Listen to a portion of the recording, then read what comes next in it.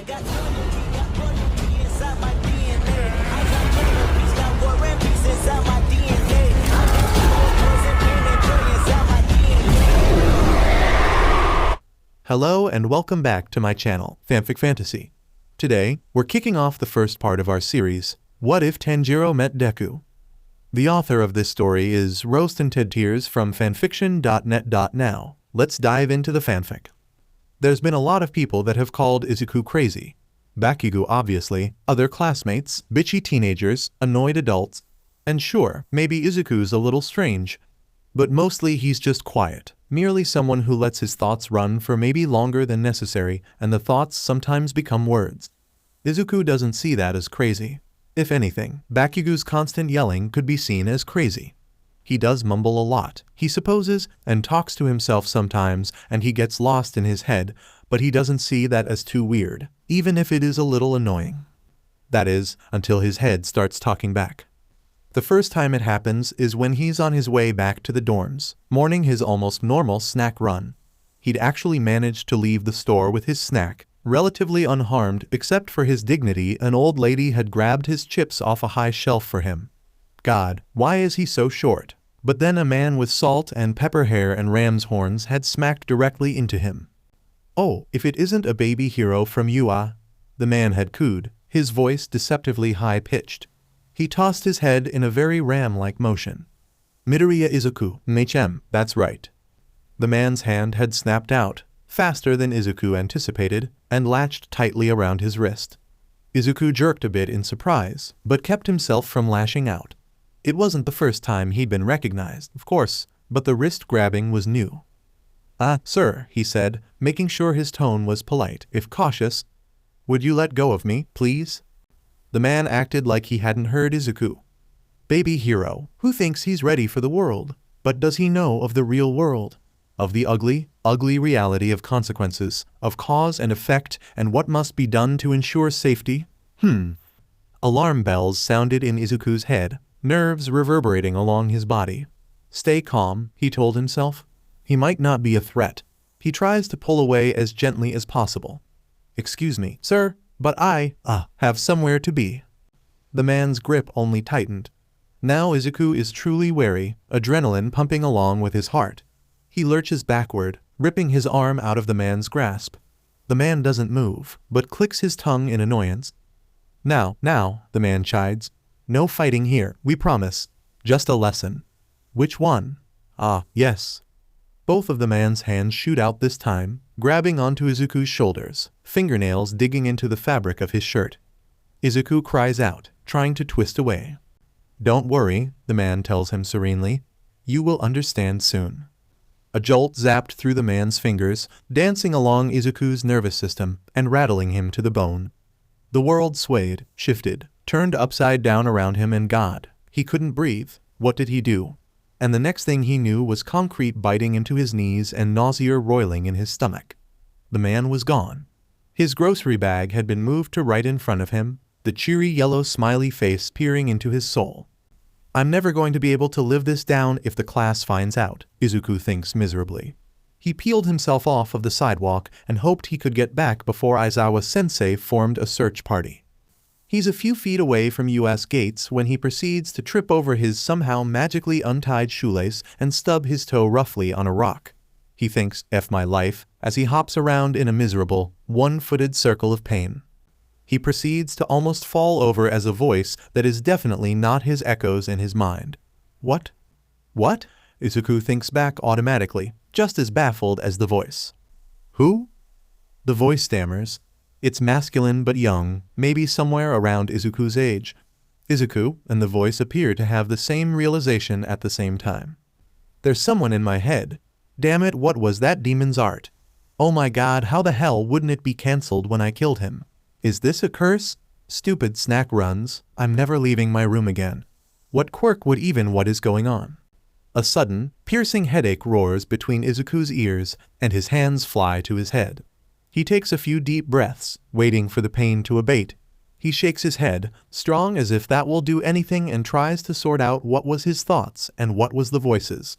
The headache is lessening to a dull throb when the voice demands again, "What is going on?" Izuku jumps, head twisting as if he can find the person the voice is attached to. I don't know, he only slightly shrieks. You killed someone? No, yes, but it was a demon. The voice only slightly shrieks back. It was going to eat me. Why the hell would a demon eat you? They don't even exist.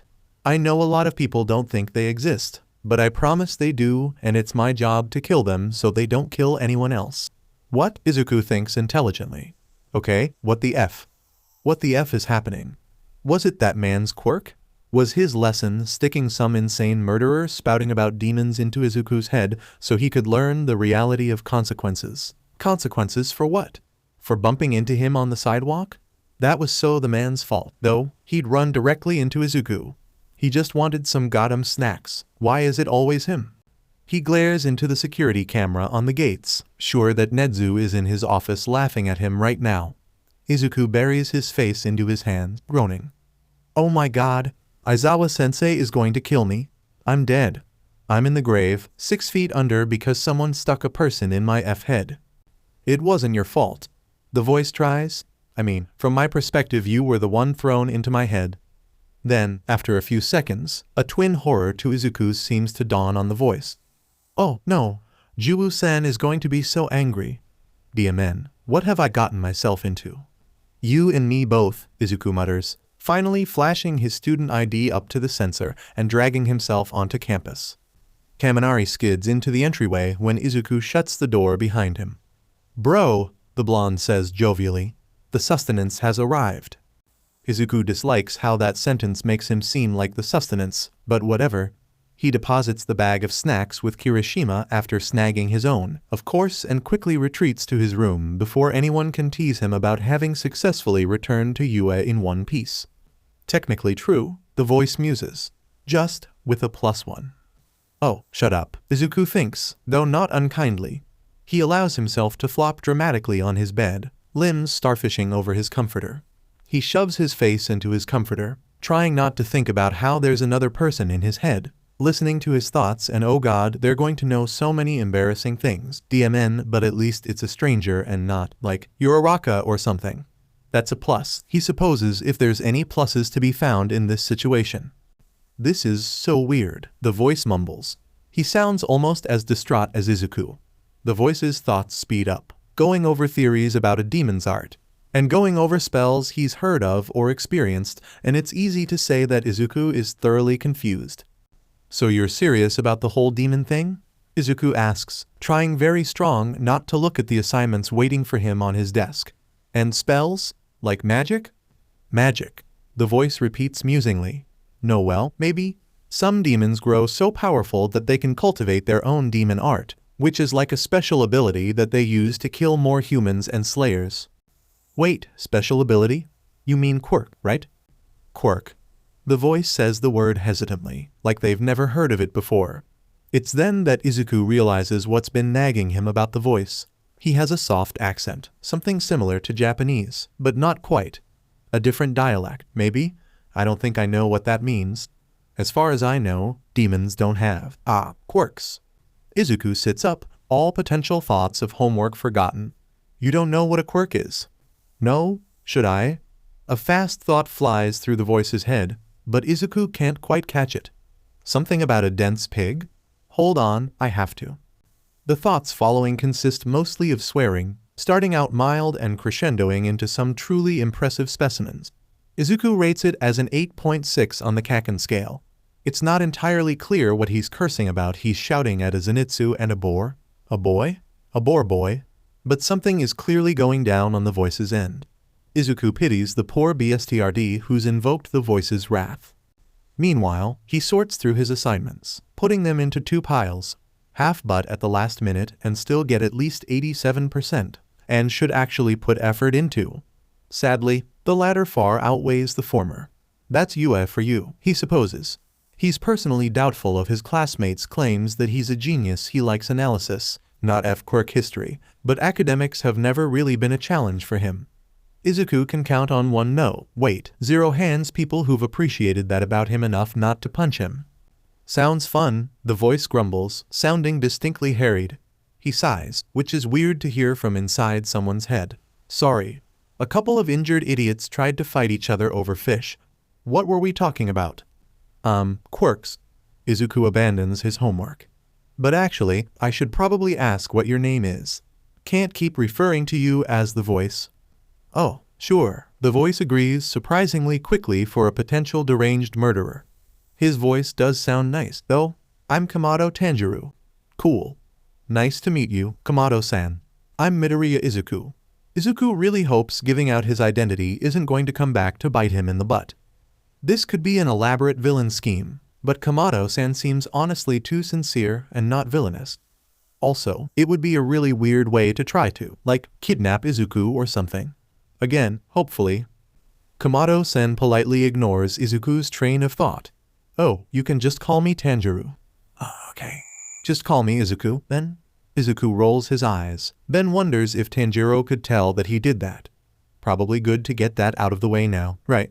God knows that'll probably be the least of the personal information that'll be upfront and personal.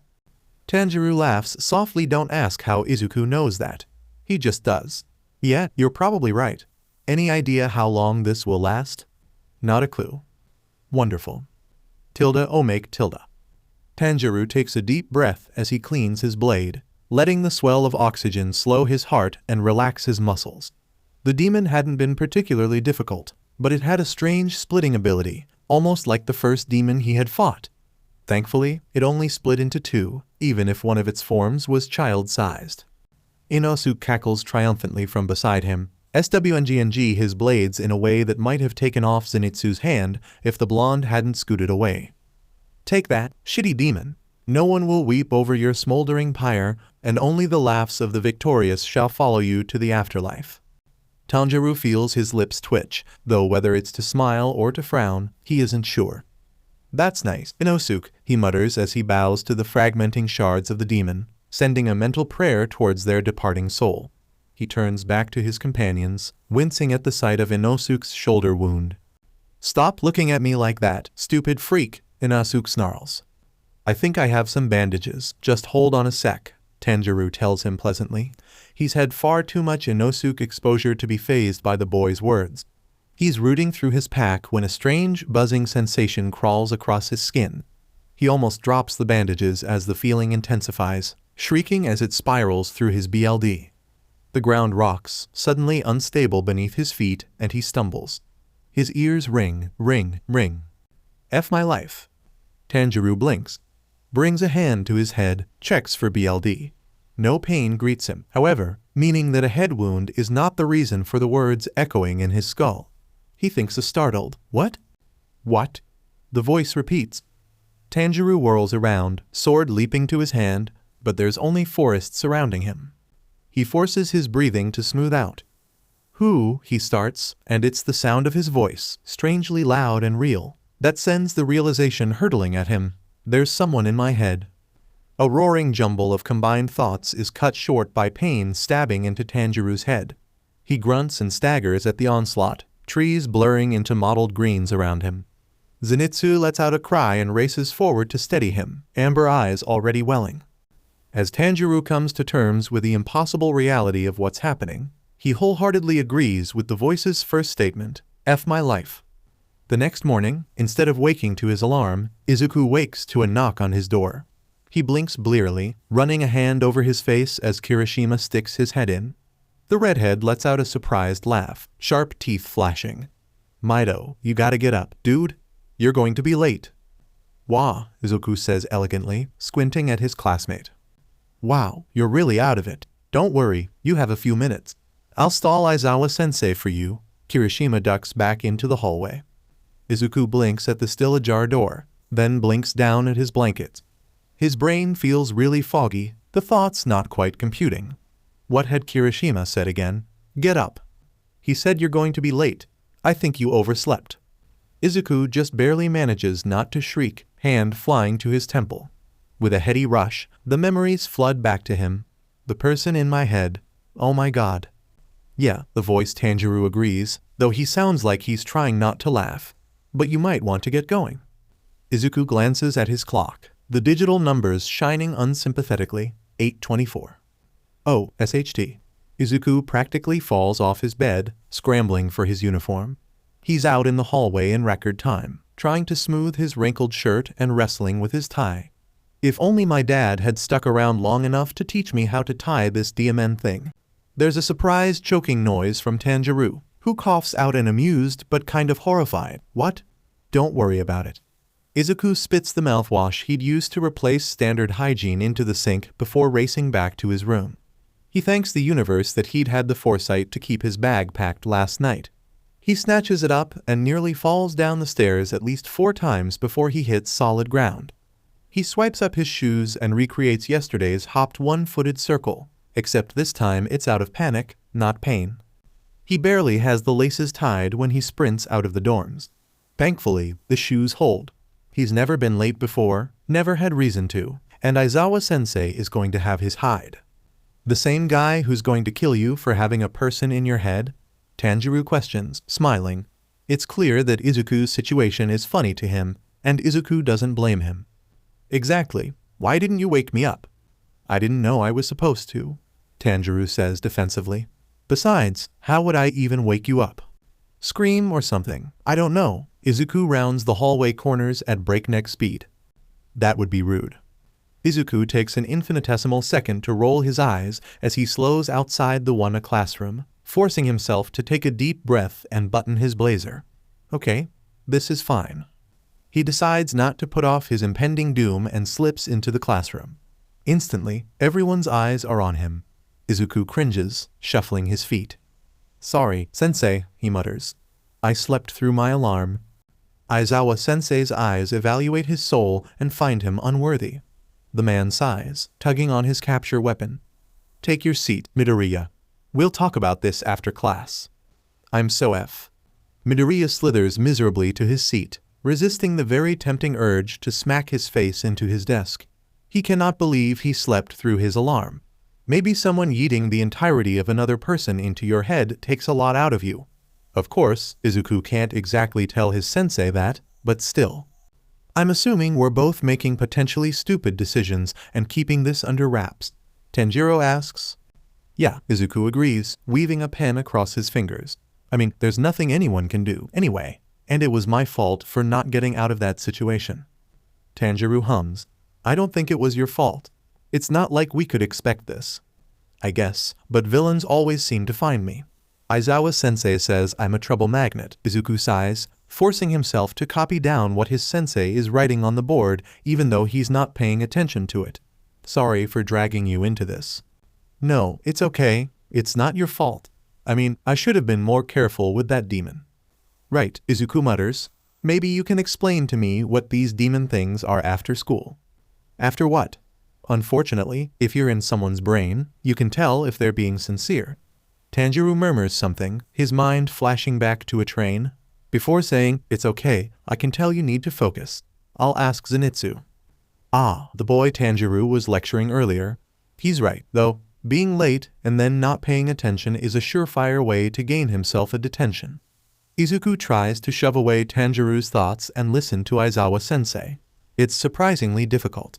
Both of their minds seem to blend into each other, different but achingly similar, and Izuku's not sure it's even possible to close himself off from the boy. He's weirdly mentally tired when Aizawa-sensei calls him up to his desk. His classmates shuffle past him, sending him "I'll speak at your funeral" looks. Izuku appreciates it. "All right, Midoriya," Aizawa-sensei taps a sheaf of papers against his desk, evening out their edges.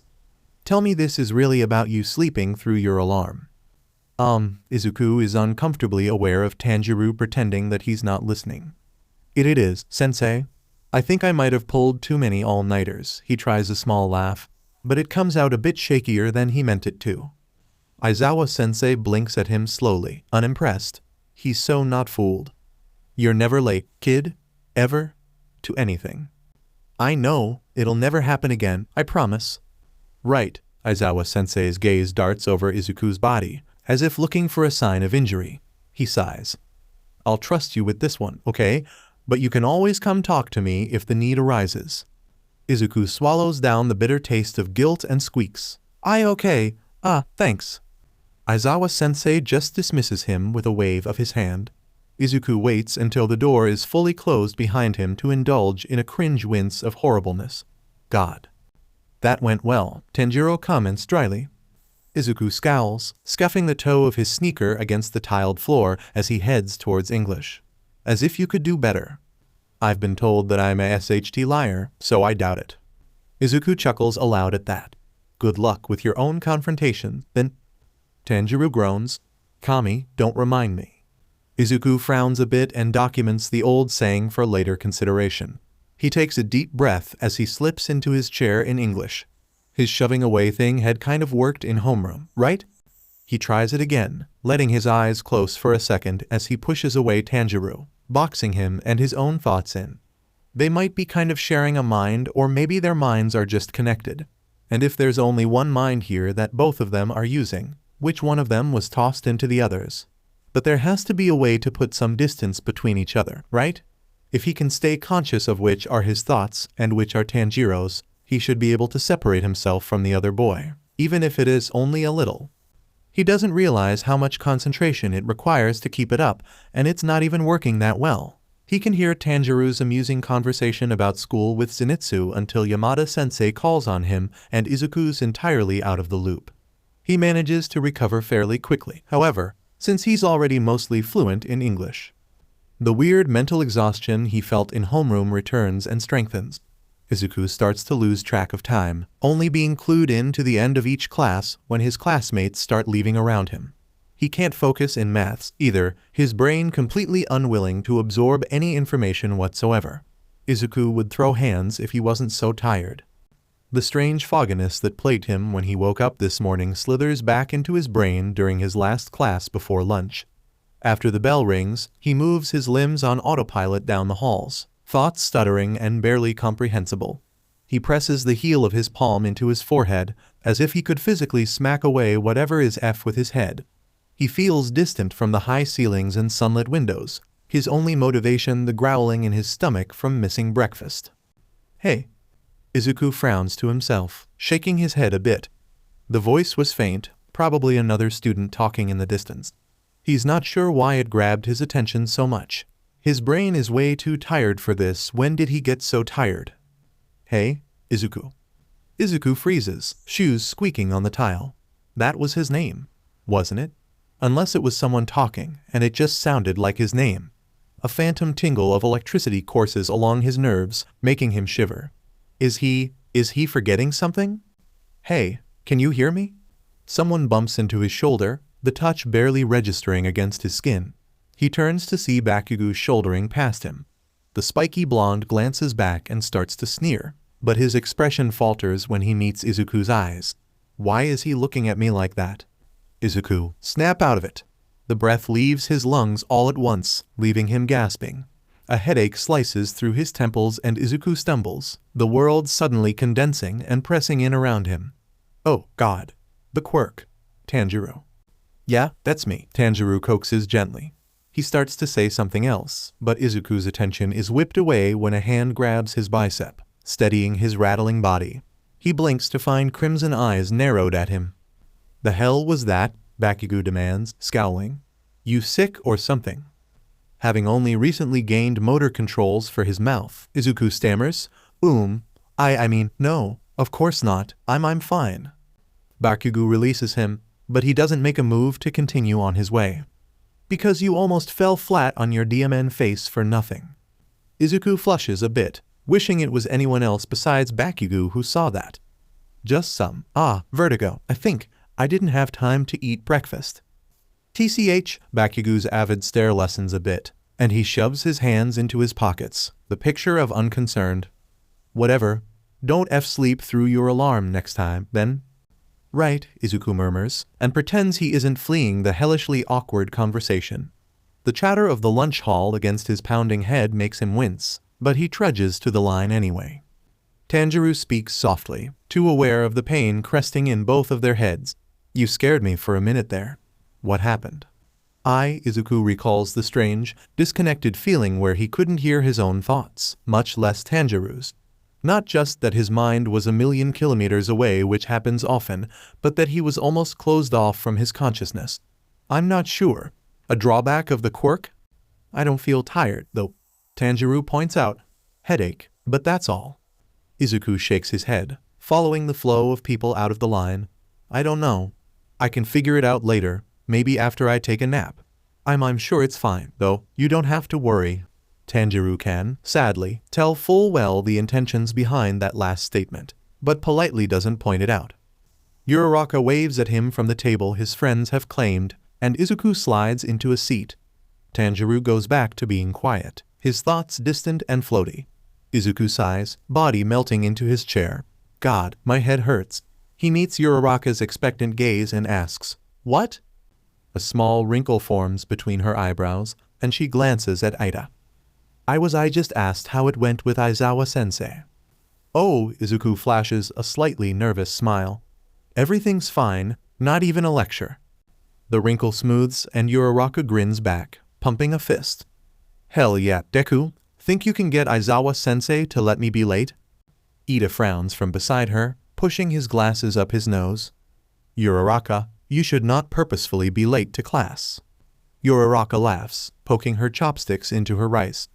Come on, Ida, you can't tell me you don't have days you just want to stay in bed a little longer. I suppose, but Ida cuts himself off as Todoroki sits next to Izuku. Uraraka and Ida aren't entirely used to Todoroki's semi-recent installment to their friend group, but they're trying. The somber boy regards them without a word before starting in on his soba. Izuku wishes he could get by without talking, too. Nevertheless, Uraraka launches back into bright conversation, bemoaning all of the homework Ectoplasm-sensei had thrown at them. Izuku does his best to reciprocate, though it's a little half-hearted. Honestly, he can't remember even one of the assignments from their maths teacher. He's thankful when Tsuyu joins them, giving Uraraka more of a capable person to chat with. Then Tsuyu tilts her head towards him and says, "You seem kind of out of it today, Midoriya. You okay, Kiro?" And he's no longer thankful.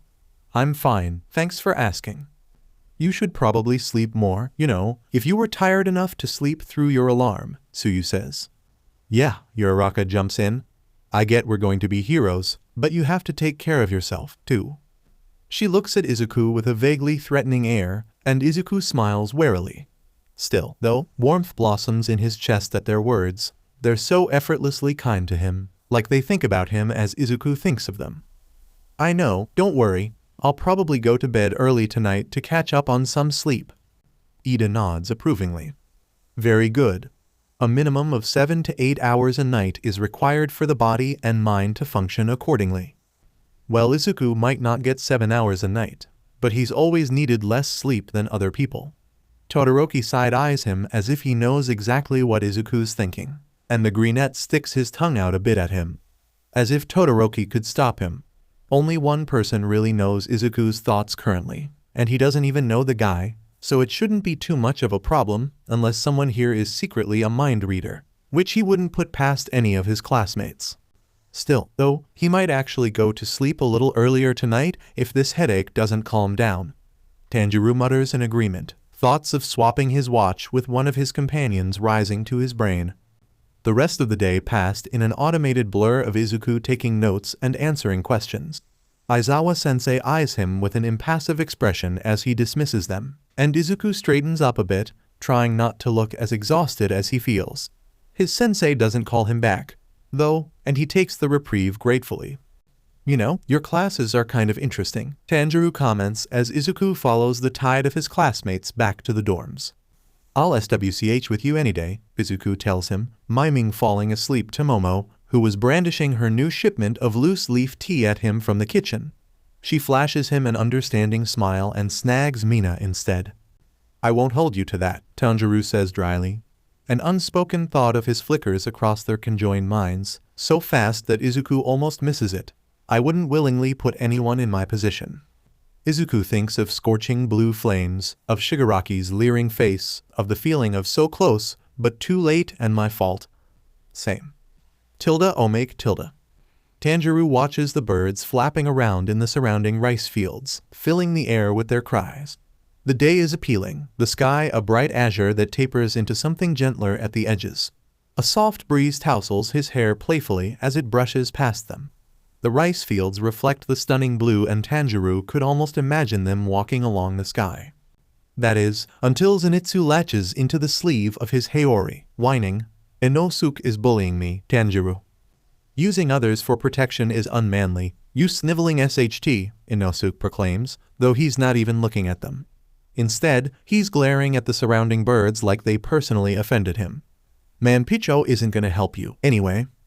Kami deliver him from his friends' strong personalities.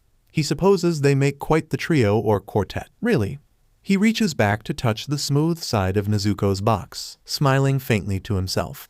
At least he has her and the voice in his head. Are you sure you're okay? Zenitsu asks, still clutching Tanjiro's sleeve. You're not hiding an injury or something for manliness? No, I'm fine.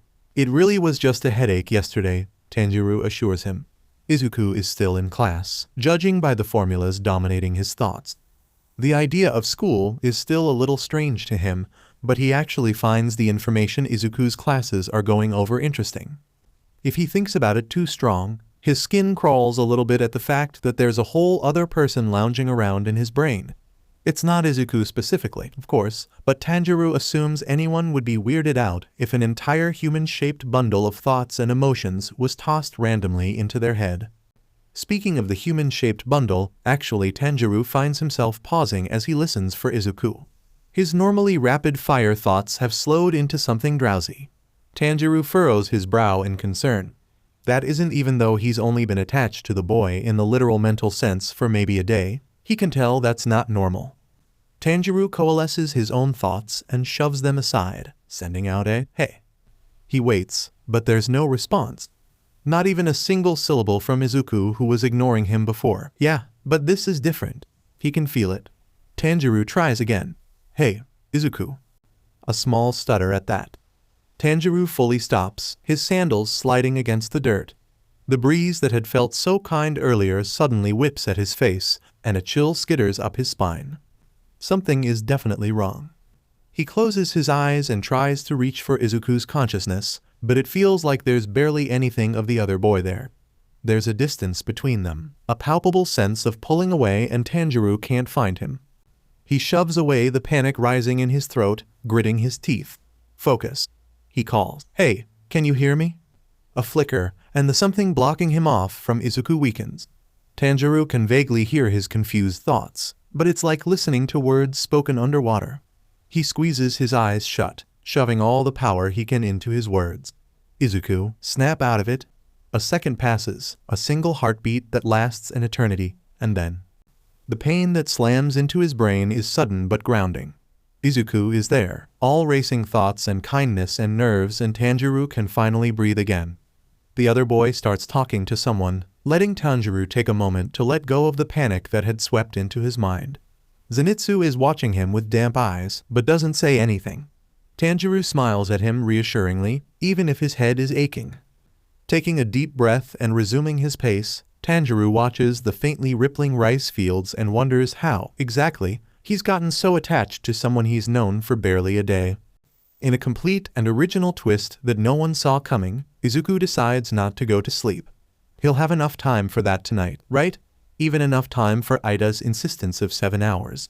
Instead, he opens a fresh page in his quirk analysis notebook, titling the quirk simply as mindfuckery.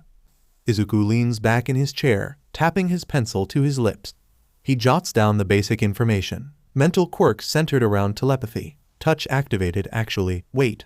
Hey, Tanjiro, did a mutant-type guy with ram's horns ever touch you and kinda zap you? I don't think so. I did get the feeling of being zapped, but no one was touching me. Well, that was interesting. So the quirk is touch activated, but only on one side. How would that even? Does the dude just pick a random passerby on the street? Does he have to know the person to connect them with the person he's touching? Izuku tries to remember if he saw a guy lurking about by the mutant type, but he doesn't recall anything of the sort. Maybe this whole thing is a big scheme, though he's not sure exactly what the villains would get out of it. It's not a scheme, says Tanjiro, which is precisely what someone instigating a scheme would say. I'm just as confused as you are. Maybe we could meet in person. What village do you live in? First off, That is such a suspicious thing to say for someone claiming not to be a villain, Izuku grumbles, leaning back in his chair. And I currently live in the student dorms at UA, which is in Musatafu. Unless you want the address of my mother's apartment, too? Tanjiro, who is apparently immune to sarcasm, assures him, no, that's okay. Where is Musatafu, exactly? In the Shizuoka prefecture? Tanjiro scrolls through a mental list of prefectures and comes up blank. Uh-huh. And where is that? Oh my god. It's not my fault you somehow live somewhere I've never heard of. Tanjiro squawks defensively. Which is weird, because I travel all over. Right, Izuku mutters. Where do you live? Maybe I can find you instead. I travel where I'm needed.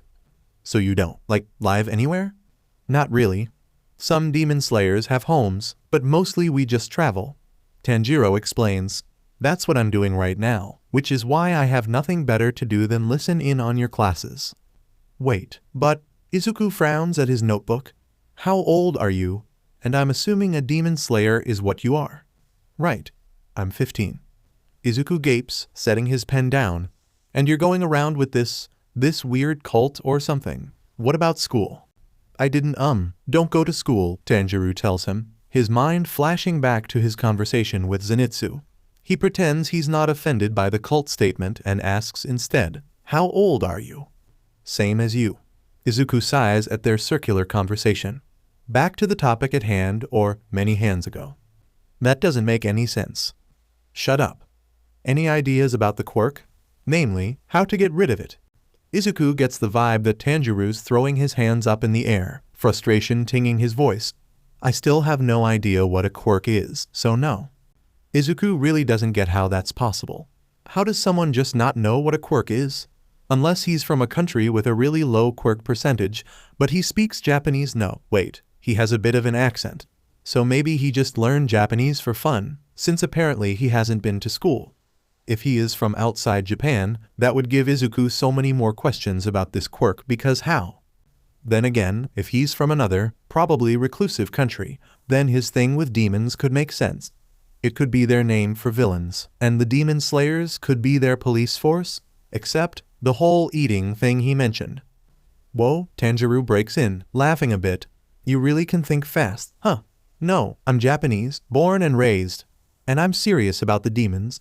They will eat you. They crave human BLD, plus, that's how they gain power. Izuku rubs at his temples, letting himself just accept that for now. Okay. What's your power? The ability you can do, that's unique to you. Water breathing, or he trails off. But Izuku can still see the words that flash through his mind. Hinokami Kagura. Izuku decides to ignore that second one, since Tanjiro didn't seem to want to share it. Yeah, what's that?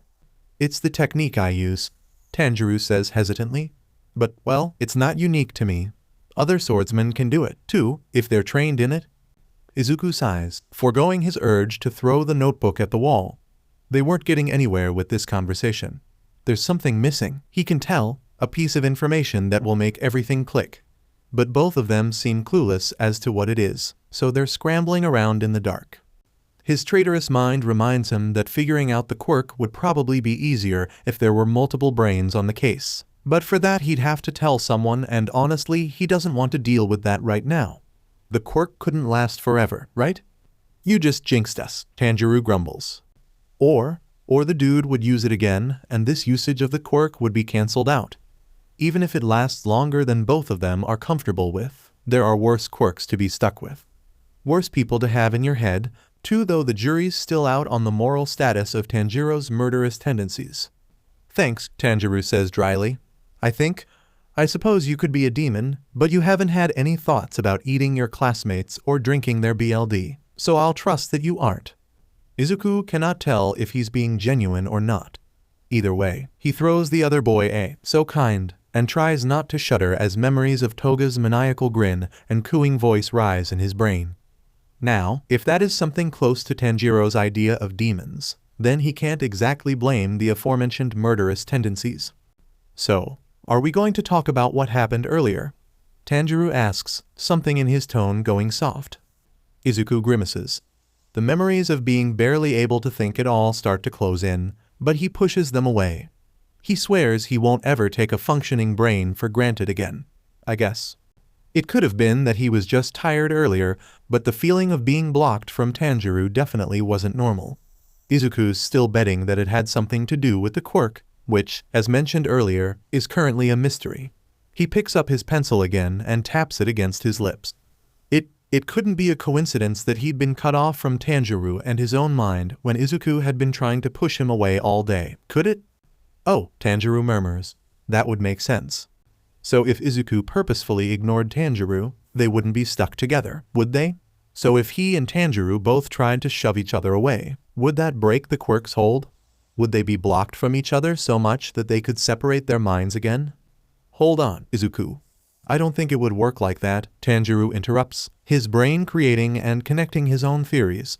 We were still connected, but you were gone. I think it's fair to assume it was something with the quirk, but it didn't really separate us. It just did.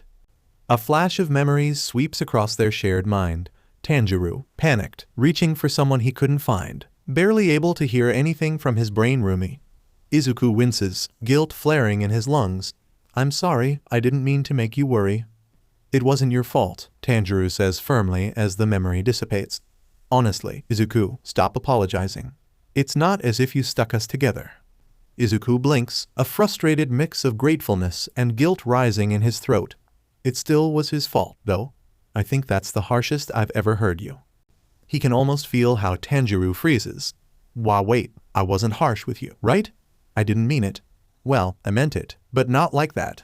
Izuku smiles, getting up from his chair and stretching his arms over his head. Chill, it was just a joke. Tanjiro grumbles something under his breath as Izuku heads downstairs, his stomach begging for food. He starts to rummage through the cabinets, but Bakugo slams the doors shut as he storms into the kitchen, barely missing Izuku's hands. Izuku glares at him, but Bakugo declares, "Don't ruin your appetite, you green bstrd, I'm making dinner." Oh, sure, Kaken, Izuku says indulgently, smiling as he pulls himself up to sit on the counter. You could have just said that. I just did, shitty nerd, and get your butt off the counter. Bakugo slams ingredients down next to him, some getting mildly scorched from his smoking hands. Izuku's pretty sure that's not proper food handling protocol. Unfortunately, Bakugo is too much of a good cook for Izuku to point that out. He's not willing to risk being banned from his food. My butt likes the counter, thank you very much. Hey. Bakugo shoves him roughly with a shoulder, sending Izuku toppling backward, arms windmilling. His unfortunate descent is stopped with an arm around his chest. Kirishima laughs as he plops him on the ground, only slightly more gently than if Izuku had actually fallen. You're heavier than you look, Kirishima tells him, shark-toothed grin flashing. Must be all those manly muscles. Bakubro, you can't push people off of counters, it's rude. Izuku is sure he looks like a disfigured strawberry as he scrambles off the floor. Bakugo snorts, turning away to start the rice cooker. I can do whatever I please in my own DMN kitchen.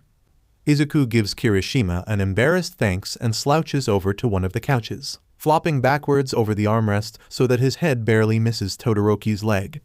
Mismatched eyes blink down at him, eyebrows just barely raised in an amused look. Izuku resists the urge to poke him. The boy looks more relaxed today, his features less stiff. Izuku's glad. It has been a while since Todoroki's gone home, and maybe they both could keep it that way. The longer Todoroki spent away from his father, the happier he seemed. Izuku can feel Tanjiro's curiosity, of course, but his brain roomy-broomy knows when not to push, and it's not really Izuku's place to say anything.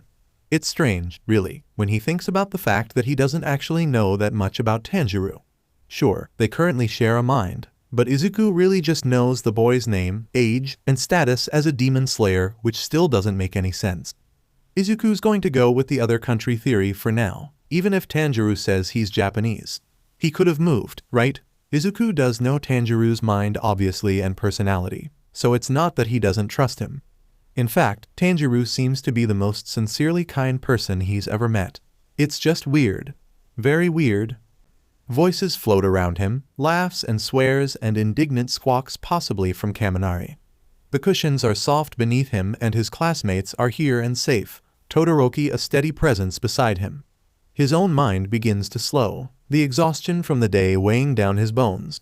After a few minutes, the drowsiness takes him, and he doesn't even remember falling asleep. Izuku finds himself in darkness. The empty void stretches before him as far as he can see, unyielding in its sheer blankness. Izuku peers down at his body and is unsurprised to find it inky and smudged. He's not entirely sure why he can't manifest wholly in this place, but try as he might, he can't will the smoke away. An indistinct figure flickers to life in the distance. It tilts his head, and Izuku knows that it's watching him. Ninth, it rumbles. Its voice is male and deep, something that might have been soothing if Izuku didn't feel so unsettled. Something is here. Izuku tries to ask what, but as usual, the black mist is covering his mouth. He just exhales sharply, frustrated at his lack of being here. Another figure, this one more slight but still boasting broad shoulders, appears beside the first. It crosses its arms across its chest.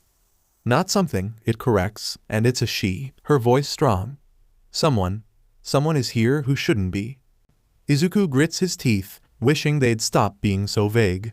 If these people, or spirits, or whatever, want to tell him something, why don't they just say it outright? Izuku doesn't want to be stuck playing the guessing game until it blows up in his face. The figures seem to sense his annoyance, shifting a bit, but they don't say anything more. Instead, Izuku barely has time to blink before more figures manifest with the other two. He had just managed to count them 8 when they all lift their arms as one and point to something behind him. Izuku spins on his heel, unconsciously falling into a fighting stance. He blinks when he sees not another shadowy outline, but a full person, color and all. Their back is to him, but he can still see them.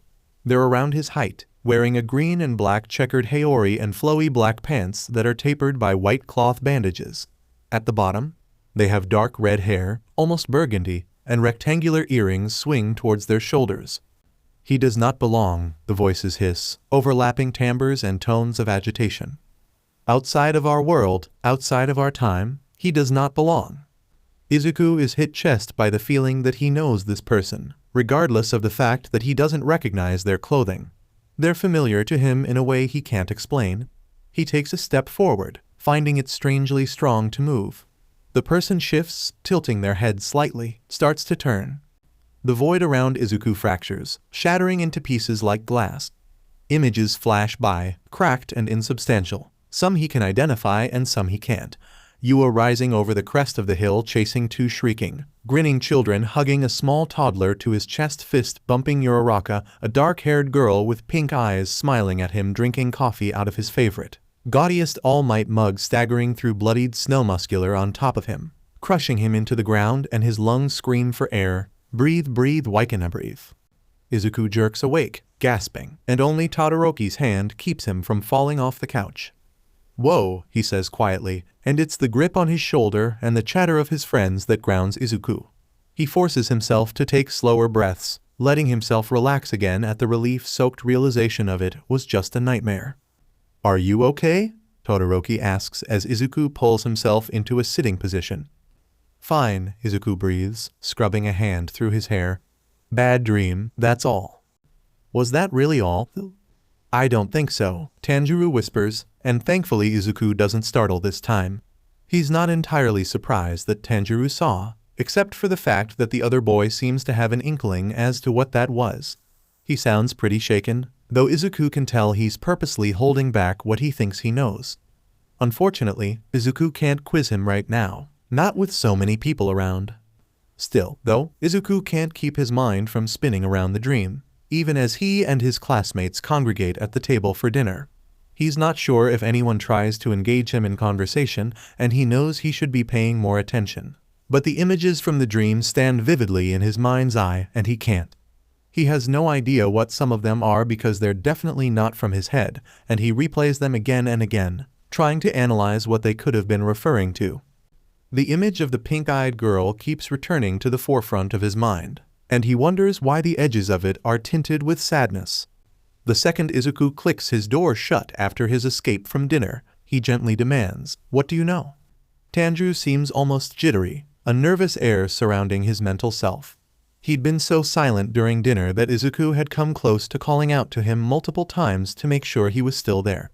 Now, though, it's as if a dam breaks.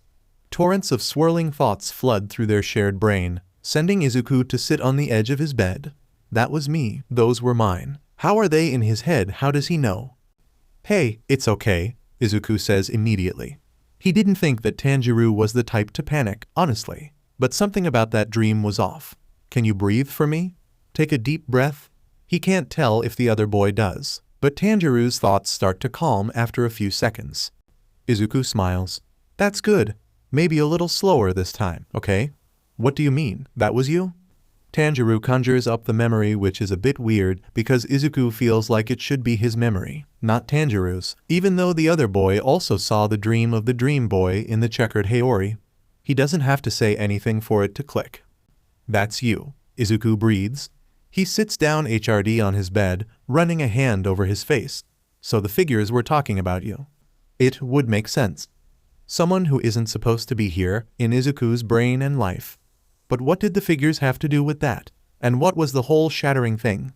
Some of those were his memories, yes, but the others were those had been Tanjiro's memories, hadn't they? The forest, the kids, the girl, the snow. That was all him, except in Izuku's head and vice versa. Yes, Tanjiro whispers. That was my life. Why are they in your head now? Izuku puts his hands up, palms out, as if Tanjiro can see him. I have no idea. And I really don't know anything. Just those little images, that's all. And you? Tanjiro trails off, also recalling the bits and pieces of flashed memories. A surge of alarm pings through his thoughts, so strong that Izuku swears he can feel it. You were getting crushed. Izuku winces. A little, yeah. A little? Okay, more than a little. But I'm all right. That was a while ago.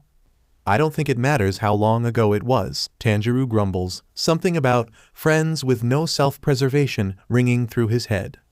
Welfare, his moniker of Lord Bonebreaker flits through his head, but he quickly explains he was going to kill a little boy, though I didn't really have a choice. Tanjiro murmurs, and there's someone that fills his mind, except he quickly pulls it away from Izuku's attention.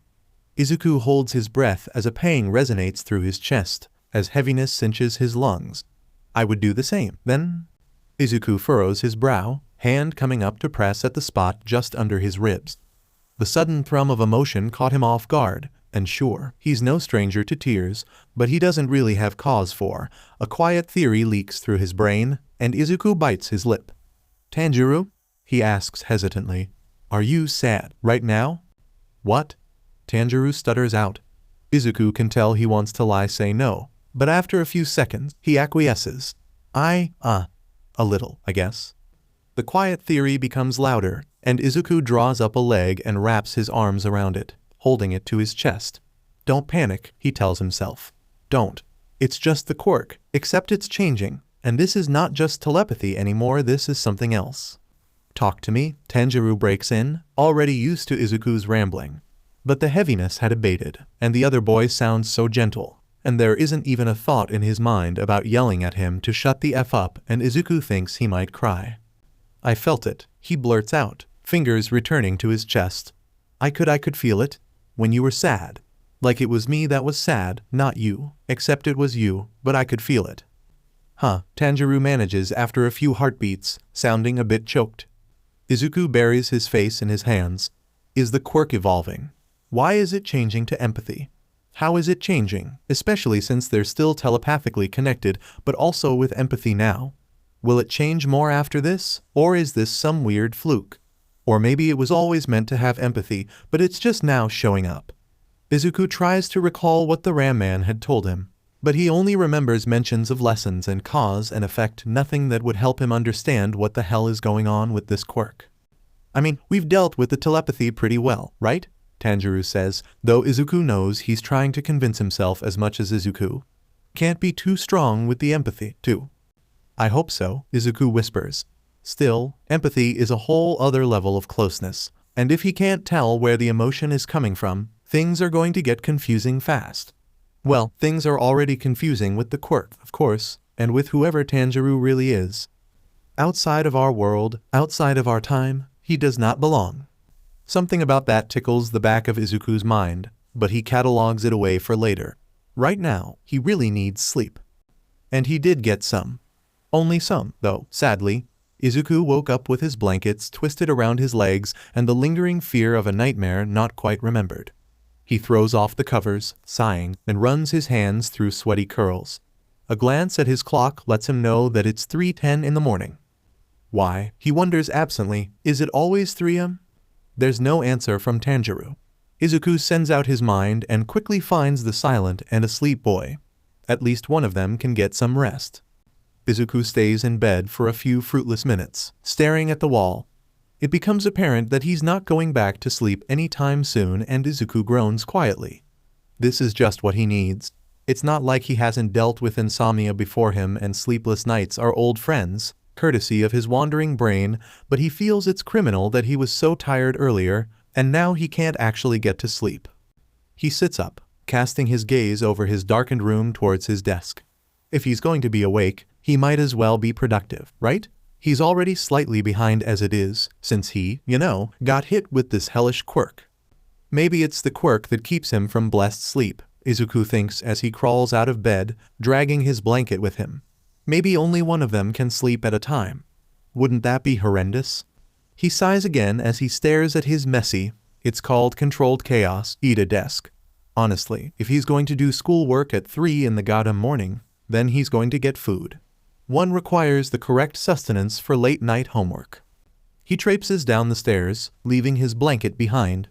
The dorms are dark and silent, and Izuku's own breathing sounds loud to his ears. He revels in the fact that his mind is entirely his for now, his thoughts alone and meandering, as they should be. He can still sense Tanjiro, though, kind of like how you can't see someone in the dark, but you know they're there. It's a little weirder than that and definitely disconcerting. Although Izuku admits that it's kind of comforting, too. He nearly jumps out of his skin as he catches the glint of eyes already in the kitchen, a tall figure taking a mug down from a cupboard. Izuku slides a bit closer, deflating as his eyes adjust to the poor lighting and he recognizes lavender hair. "Oh, Shinsu, you scared the SHT out of me. What are you doing up?" A poor choice of question, he guesses, because it's Shinsu, but whatever. The taller boy studies him, mug still in his grasp. Izuku shuffles a bit in the silence. He's not exactly friends with Shinsu, really, not for lack of trying. They're familiar, sure, but they're more of acquaintances than anything. Izuku's not entirely sure why Shinsu dislikes him so much, but Izuku doesn't like Izuku either, so it's okay. Still, though, he wishes Shinsu would open up a bit more to his classmates, Izuku included. The only person he really hangs out with is Kaminari, and that seems mostly because he can't get Kaminari to leave him alone. The lone wolf thing must get tiring, Izuku thinks, but Shinsu seems like he's tired all the time anyway. "I could ask you the same thing," Shinsu says finally. He glances down. "You wear socks to sleep." Izuku laughs nervously, tucking his hands behind his back. Yeah, I know, it's weird." "It is," Shinsu tells him flatly. He turns and starts filling his mug with water before placing it in the microwave. Oh, we have a kettle," Izuku says, moving towards the cupboards to search for Bakugu's snack stash. The blonde moves it to a different location almost every day to keep people from finding it, but Izuku always does, anyway. "I thought you were more of a coffee person, honestly." "And wake up the entire dorm?" Shinsu points out dryly. "I am a coffee person. I'm also a tea person. I'm not exclusive." Izuku purses his lips, trying to decipher if that last part is a barb directed at him. It's strong to tell with Shinsu's deadpan way of talking like Aizawa-sensei, but it probably is. "I'm not exclusive," he protests. "I don't even KN." His world goes blank. He can see Shinsu, can hear the buzzing of the microwave, but he's frozen, his mind empty, and for a second panic eats at his throat as he remembers yesterday and almost losing himself. He has to remind himself that it's just Shinsu, and it was most likely an accident and he'll be released any second now. Then everything goes black. When Izuku blinks and comes back to himself, he's still standing in the kitchen. Shinsu is still across from him, and Izuku thinks, okay, just a weird mishap. I might have done something. Tanjiro whispers suddenly. Izuku blinks. He hadn't felt him wake up. Izuku meets Shinsu's gaze and, with a jolt, processes the horrified look on his face. "Oh, it's okay," Izuku rushes to say. "I know accidents happen. You're good." Shinsu just keeps staring at him. Slowly, he says, "What? The F?" Izuku tilts his head. I said, "No," Shinsu cuts him off roughly. He seems rattled, his voice losing its usual carefully constructed apathy. Someone was just talking. Someone was using your mouth to talk, and it wasn't you." Izuku feels his stomach bottom out. He opens his mouth, but no words come out. "Shit," he chants mentally. "Tanjiro?" "Yeah, it was me," Tanjiro confirms. "I have no idea how that happened. I'm so sorry." "It's okay," Izuku says aloud, though this was clearly far from okay. He presses a hand to his temple for a second. "It's, don't worry about it." "Don't worry about it?" Shinsu repeats incredulously. "Midoriya, someone was just using your body to talk, and you are trying to tell me not to worry about it?" His gaze turns steely as Izuku stays quiet. He crosses his arms over his chest and demands, "Explain." Izuku can tell he's shrinking, pulling his arms in and letting his shoulders rise, making himself look smaller. He hates that tendency in particular. Heroes are strong, not small and weak. They don't shy away from confrontation, and yet Izuku can't help running away. Shinsu blinks at him, suddenly letting his arms fall and taking a step back. Before the other boy can say anything, Izuku blurts out, "I may or may not have been hit by a quirk." He winces immediately, dropping his eyes. He wants to flee, to dive back into his comforter and never come back out again. He can feel Shinsu's gaze on him like a cement block, the purple-haired boy silent as the grave. Izuku clenches his fists, fingernails biting into his palms, the pain grounding him. Shinsu sighs, a long, weighty thing, and he reaches up to pinch the bridge of his nose. "Midoriya." Izuku toes the floor with his socked foot, still unable to look at Shinsu. "It wasn't my fault." "I figured," Shinsu says, making relief bubble in Izuku's chest. "Why didn't you say anything? What does the quirk do?" Izuku bites his lip, shifting his weight from foot to foot. "It put a person, in my head." Shinsu plops his face into his hands, leaning against the counter behind him. "How do you always do this? And what?" "Well, it's a telepathy quirk, or mostly, I think. I'm kind of sharing a mind right now," Izuku says weakly. "I mean, it's not the worst quirk to be hit with." "Right," Shinsu mutters, giving him an only you look. "So you're stuck with someone. Is it a villain? And how the F did they just speak out of you?" "No, he's nice, even if he's sometimes murderous. I'm as confused as you with the whole, using me thing. He said he didn't mean to, so." Shinsu waves hand, reaching over to pull a tea bag out of a drawer. "What I really want to know is why you didn't tell Aizawa-sensei." His eyes narrow. "You were late yesterday because of the quirk, weren't you?" "Yeah, I got hit, 2 days ago. It was kind of strong to get used to at first." Izuku weaves his fingers together anxiously. "You're not going to tell sensei, are you?"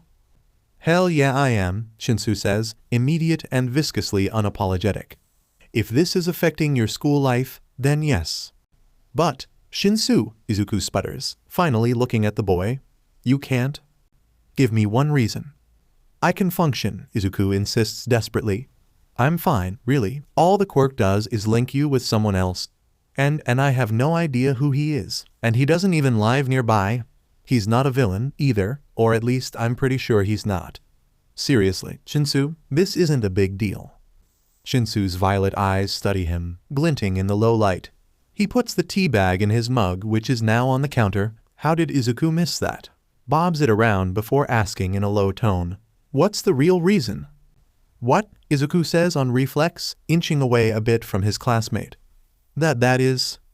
"No," Shinsu interrupts him for the second time that night. "Tell me the real reason you're keeping this to yourself." Izuku wraps his arms around himself without thinking, looking off to the left of Shinsu. "He's going to laugh at me," he thinks miserably. "This is so stupid." "You should tell him anyway," Tanjiro murmurs, who of course can tell very well what the reason is. "I don't think he's going to laugh, even if he's, And but?" Izuku can tell Tanjiro is smiling a bit, even if he won't admit it. "Well, yeah." Izuku snorts out loud, causing Shinsu to look at him sharply. A raised eyebrow is the only comment he offers, though. Finally, Izuku takes a deep breath and answers quietly, "I don't want him to be mad at me, I guess. Surprisingly, Shinsu does not laugh. He just takes a sip of his tea and says slowly, "That was not the reason I imagined." "Oh," is all Izuku manages. "He won't be mad at you, though," Shinsu tells him. "He's probably used to it by now." Izuku knows that he's teasing, but he can't help the way his skin prickles.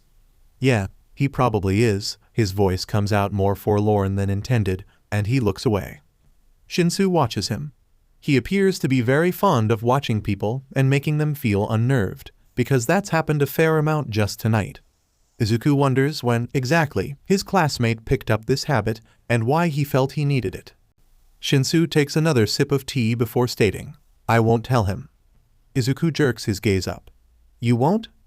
"Only because the quirk doesn't seem harmful to you," Shinsu stresses. "And also I want you to keep me updated with whatever the hell's going on." "Got it." "Got it," Izuku echoes. He's not sure what he's getting himself into with that agreement, honestly. He's surprised Shinsu would even care to make that condition. "I'll make a friend out of him yet," Izuku thinks, somewhere between hopeful and aggressive. "Good," Shinsu pushes himself away from the counter. "Now I'm going upstairs with my tea, and you should go to bed.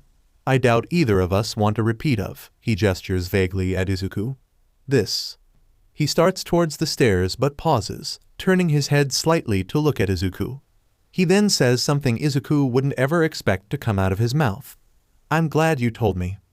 Then he disappears up the stairs, leaving Izuku with the faint scent of cinnamon and citrus. I'll make tilde.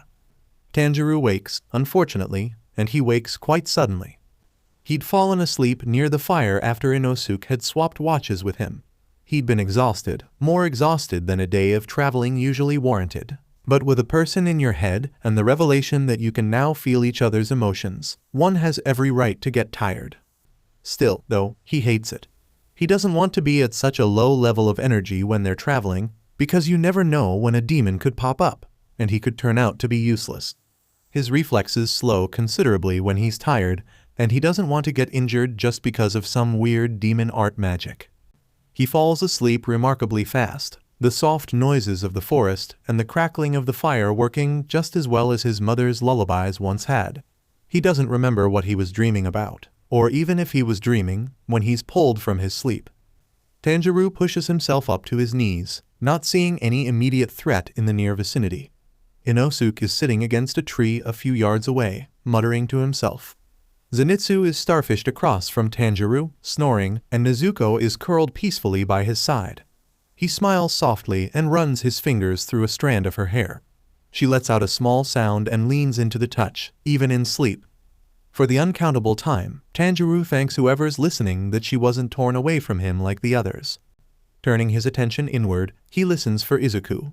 All is quiet from the other boy, so Tanjiro assumes he's asleep and lies back down. He starts to count the stars that are visible above the forest's canopy, feeling his breathing evening out again. He chokes on a breath, however, when he checks in on Izuku again and realizes the other boy is not asleep. "Izuku?" he calls, some of the franticness building in his chest leaking through. It's not like last time.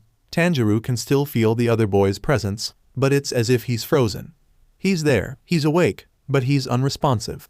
Not just in the way that he's ignoring Tanjiro, because even then Tanjiro knows he's acknowledging him and choosing to not reply. No, Izuku isn't replying because he can't. Taking a deep breath, Tanjiro gathers whatever mental power he can and shoves. He's trying to crack the ice that's keeping Izuku frozen, trying to break whatever is keeping him from reaching Tanjiro, but something between them snaps. Tanjiro is tossed into a horrible rushing sensation, like the feeling of being on top of the train and air whipping past him, but worse. Nausea roils in his stomach as his vision blacks out, and right as he thinks he's going to either throw up or pass out, his sight restores itself and he can breathe again. Except he isn't looking at the stars, or the smoldering remains of their fire, or Nezuko. He's standing in some sort of unfamiliar room, staring at a tall boy with lilac hair that is somehow curving upward. Tanjiro blinks. "Izuku?" The boy startles, taking a step back. "I what?" "Are you Izuku?" Tanjiro asks again. The boy's expression rapidly changes from surprise to disbelief to what the fuck. His tone is wary when he speaks. "You're Izuku." "What?" Tanjiro glances down at his hands. Strange, pale palms look back at him, scars twisting across the right one. These are not my hands, he realizes. No, are you sure? Am I sure? The boy repeats, jaw clenching. Yeah, I'm pretty damn sure you're Midoriya Izuku. Tanjiro continues to stare at his hands, slowly turning them over and flexing his fingers. He studies his arms to find them covered in tiny freckles, and a short black sleeve peeks out from under his shirt. He pokes at it experimentally, and frowns when the skin underneath it doesn't register the touch. He leaves it be, though, and turns back to the other boy. Huh. Why do you have an accent? The boy demands. He takes another step back, and Tanjiro realizes he's scared. Tanjiro is scaring him. Actually, how are you talking when you're under my quirk when I didn't tell you to? Accent? Tanjiro furrows his eyebrows. I don't have an accent. This is just how I talk. Know what? You're talking with an accent right now. You don't have an accent, the boy demands, glaring daggers at Tanjiro. Who are you? Tanjiro hums, tiling his head. I don't think he wants me to tell you. Let me talk to him, then. The boy's voice is strong as steel. You know what? Actually, I'll find him myself. Tanjiro isn't sure what the boy does, but the rushing sensation comes back, except somehow the opposite way than before. This time, he's prepared for the blackout. When he thuds back into himself, he shudders and rolls onto his side, clutching his stomach. He'd live a happy life if he never has to go through that again. In his mind, Izuku unfreezes, thoughts slamming back into existence. Tanjiro cringes as he listens to his conversation with Shinsu, who must be the boy he talked to. I might have done something, Tanjiro tells Izuku quietly. He manages to return to counting stars, his breathing slowing, trying not to think about not just being thrown into someone else's head, but someone else's body, talking to their classmate and taking over their life. Tanjiro hides his face in his hands, letting the familiar calluses remind him that, right now, he's okay, Izuku's okay, and they can work through this. They have to. This is probably not the best way to do this, Tanjiro tells him. Izuku ducks his head down to avoid whacking it on the top of the vents as he makes a tight turn. Shush, of course it is. Right, let me know when you get caught. Izuku peeks through the slits of a vent as he carefully passes over it. He can hear Hatsune Mei's estranged laughter from here, while Power Loader makes obscene gestures, his mouth probably matching those with obscene words. Izuku cackles quietly to himself. Now, one might question why the hell a small 15-year-old is crawling around UA in the school's ventilation system. And that would be a stupid question, if the small 15-year-old in question is Midoriya Izuku. The question that should really be asked is why the vents are big enough to fit a small 15-year-old. Like, really, they don't have to be this big. And yet, Izuku fits comfortably and is making far better time to class than if he had to navigate the hallways and other students. Okay, yeah, he does have to navigate the vents too, but he can always peek down and assess his position. Plus, he's not exactly unfamiliar with the vents. Not that anyone knows that, of course, except Nezu, because the rat-mouse bear principal knows everything. Actually, Izuku's theory on why the vents are so big is because Nezu himself likes to slither through them. It's hardly the weirdest thing the principal has done. Rat-mouse bear? Tanjiro asks, sounding amused. Yeah, no one quite knows what he is, Izuku informs him. But he's really, really smart and really, really scary. And how did an animal come to be in charge of your, hero school? That's a really good question, Izuku tells him cheerfully. He activates one for all and bounces between opposite walls of the vents to manage the steep incline. It beats running upstairs, in his opinion. If anyone hears the clanging of a ricocheting teenager in the vents, well, he hopes they won't bring it up. Besides, Nezu can't keep the vents all to himself. He's the one that made them this size anyway, so he really shouldn't be surprised that others would monopolize them. It's free real estate, Izuku whispers, barely holding back another cackle as he passes by a vent. What? Izuku gasps dramatically, clutching at his chest. Oh, uncultured one, how hast thou lived without the enlightenment of Vin? In his moment of distraction, Izuku slides forward without noticing the slitted opening beneath him. He yelps as it swings open under his weight. The next thing he knows, he's tumbling butt over teakettle and in half a second flat. He's staring at a familiar ceiling and a pathetically SWNGNG vent. Aizawa-sensei peers at him from his sleeping bag, an eternal sigh escaping his lips. A GPS voice announces in Izuku's head, "You have arrived at your destination." He resists the urge to cover his face with his hands and wonders why the floor hasn't opened up to swallow him yet. "Problem child. You just fell from the ceiling," Aizawa-sensei says long-sufferingly. "Why?" Izuku, unfortunately, says the first thing that comes to mind. "Sorry, my spawn point must have glitched." Aizawa-sensei blinks at him slowly. "What?" A few snickers drift around the room, and Izuku gets to his feet to find a fair number of his classmates assembled in their seats. He offers no explanation to Aizawa-sensei as he accepts a low 5 from Zero and slides into his chair. Kaminari has a SHT-eating grin on his face as he says knowingly, "Oh, dude, that happens to me all the time." "Right?" Ashido giggles. She looks absolutely delighted by the turn of events. Tanjiro is laughing a bit, too, though it seems more from the effect of Izuku's own amusement since Tanjiro is wholeheartedly confused. Aizawa-sensei stares at them for what must be a solid minute without blinking. Then he sighs heavily and pulls himself out of his sleeping bag with a mutter that sounds suspiciously like, "F teenagers." "You know what? You're definitely right," Tanjiro says. "I have no idea why he hasn't killed you yet."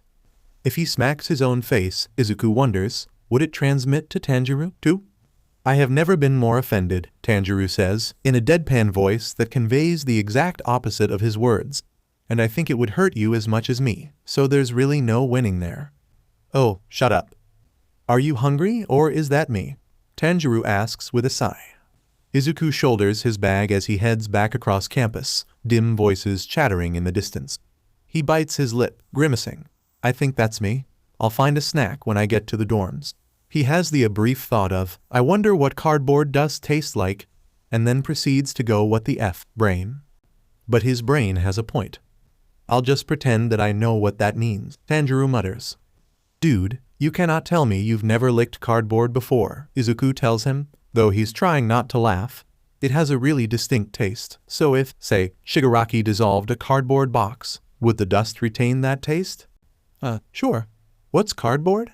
Izuku snickers a little, although it's an aghast snicker. "First quirks, now cardboard," he teases. "What else has society failed you on?" "Hey, you didn't know about demons before this," Tanjiro squawks indignantly. "So, don't go out at night alone and stuff." "Great. Truly helpful. Thank you." Sadly, the dorm kitchen doesn't stock cardboard. However, there are month-old crackers stashed in the back of a cabinet, so there's that.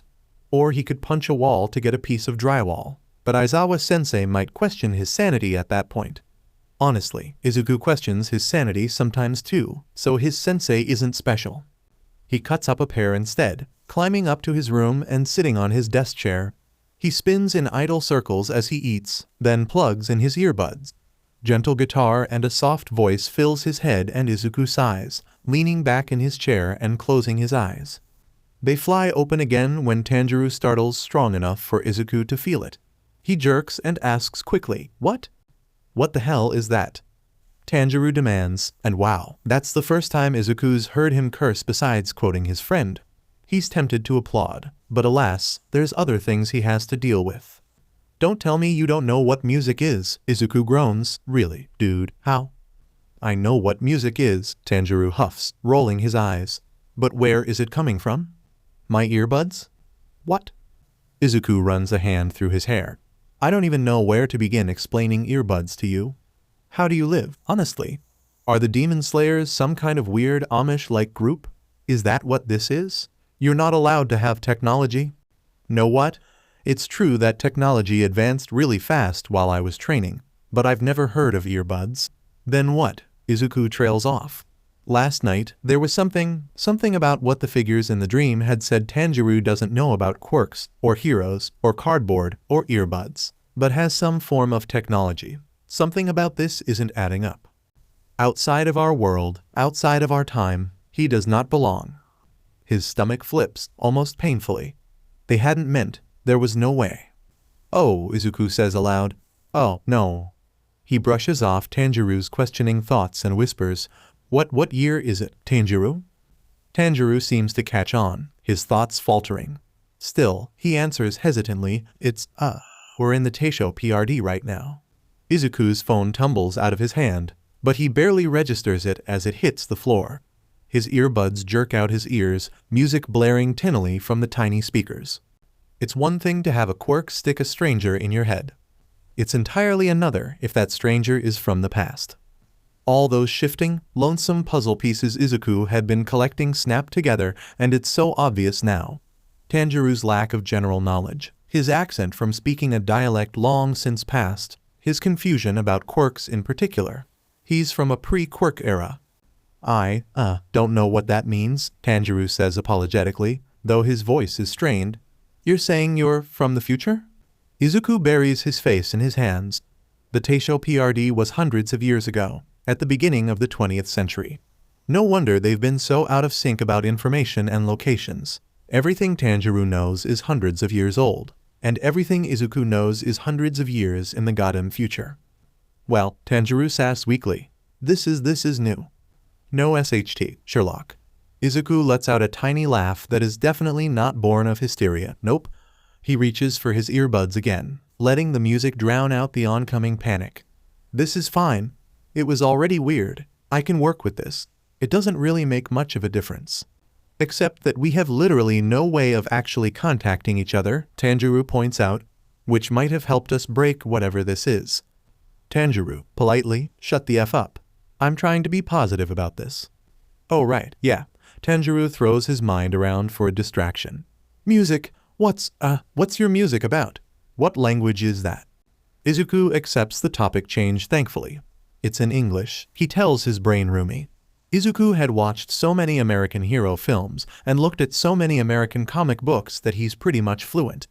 It's nice that he has an easier class here along with the other ones that seem set on drowning him with assignments. He's talking about how he's like wasabi. Okay. Art is art, I guess. Izuku snorts, but closes his eyes as he props a knee up on his chair. He can envision the exact expression on Aizawa-sensei's face if his teacher found out about this, the disappointment set to his mouth and the sigh of, "Problem child?" Izuku winces and banishes the image, leaning back in his chair. The soft voice singing in his ear helps bring his breathing back to normal, and he runs a hand through his hair. They might be able to break the quirk if they could find the ram-horned guy, but Izuku wouldn't know where to even start looking. He probably should tell Aizawa-sensei, except he really doesn't want to. Izuku nearly falls out of his chair when he peeks his eyes open to find Shinsu staring at him. He flails for a second to regain his balance, before pulling the earbuds out. Hey, Shinsu. You good? Shinsu asks, something that doesn't quite fit his rough tone. Fine, Izuku drops his leg to the ground, sending a mental scowl to a laughing Tanjiro. Is there, something you need? Shinsu plops down on the floor, leaning back against Izuku's bed. He studies Izuku for a few seconds, eyes just barely narrowed. His white pupils, Izuku decides, can be kind of unsettling. Finally, he says, "Tell me about your friend." Izuku cuts himself off. Of course he's talking about Tanjiro, dumbass. He glances over at the door to make sure it's shut. Oh, well, what do you want to know? Shinsu presses his lips together, considering. Start with the quirk. What do you know? Izuku wrings his fingers, glancing towards his notebook set askew on his desk. He sighs a bit. Not much. It's a mental quirk, obviously, touch activated on one side. I thought it was just telepathy-based, except, he shakes his head. It's really confusing. Touch activated? Shinsu asks, an eyebrow creeping upward. I thought you were hit with a stray quirk. Izuku feels his face flush, and he drops his gaze. I mean, it wasn't quite stray, but I don't think he was a villain. Shinsu blinks at him slowly. You said that about your friend, too? Midoriya, someone using their quirk intentionally on you without a license is against the law, which very well means he might be a villain. I know, Izuku lets out a frustrated sigh. Never mind. Anyway, it's really complicated, but Tanjiro is fine. We're both fine, we just have to wait until it wears off. And if it doesn't? Izuku rubs a hand over his face. Then I don't know. Shinsu, we can't exactly meet up in person, and I have no idea where the guy went after he used his quirk on me. We've my friend and I have gone over this, and we can't figure a way out. Shinsu crosses his arms over his chest. As in he doesn't live in Japan, or... Well, Izuku bites his lip, sending a quick message to Tanjiro asking if he's okay with telling Shinsu. Tanjiro confirms, though nerves shoot through both of them. Izuku unconsciously drops his voice. He's from the past. The Teisho PRD. Excuse me. Shinsu is staring at him as if Izuku said he steals the other's hair while he's asleep. Tanjiro snorts at that. How in the hell? I have no clue. Izuku throws his hands up, nearly smacking his desk. Not only that, but the quirk F changed. I thought it was just telepathy, right? It started out as telepathy, but no, now it's telepathy and empathy. What kind of quirk does that? Shinsu stares at him, mouth open, before shaking his head. Should I use my quirk on you again? See if I can talk to him. He doesn't know anything, either, Izuku says. He said he wasn't touched by anyone, even though he felt the same effects of the quirk. And he's not trying to hide anything, I can tell, since I'm in his head as much as he's in mine. Shinsu leans his head back against Izuku's mattress. DMN. Sounds pretty nightmarish in there. What's he like, anyway? Izuku considers, replaying their conversations and Tanjiro's thought patterns, the little snatches of personality shining through everyone. A spark of warmth lights in Izuku's chest, and he smiles softly. Tanjiro he's just so genuinely kind. Even when he gets frustrated about the quirk. His mind is gentle, and he's just warm. Izuku's smile grows, turning into something a bit more mischievous. But he will throw hands when necessary. Tanjiro nearly chokes, but Izuku can feel the smile that stretches across his face. Shinsu's head is tilted slightly, his normally bored features taking on a softer touch. It's the closest thing to a smile that Izuku's seen on him, at least when he's talking to Izuku. Seems like you got stuck with a past you. It takes a moment for the meaning of those words to register. Izuku's jaw drops, and he splutters.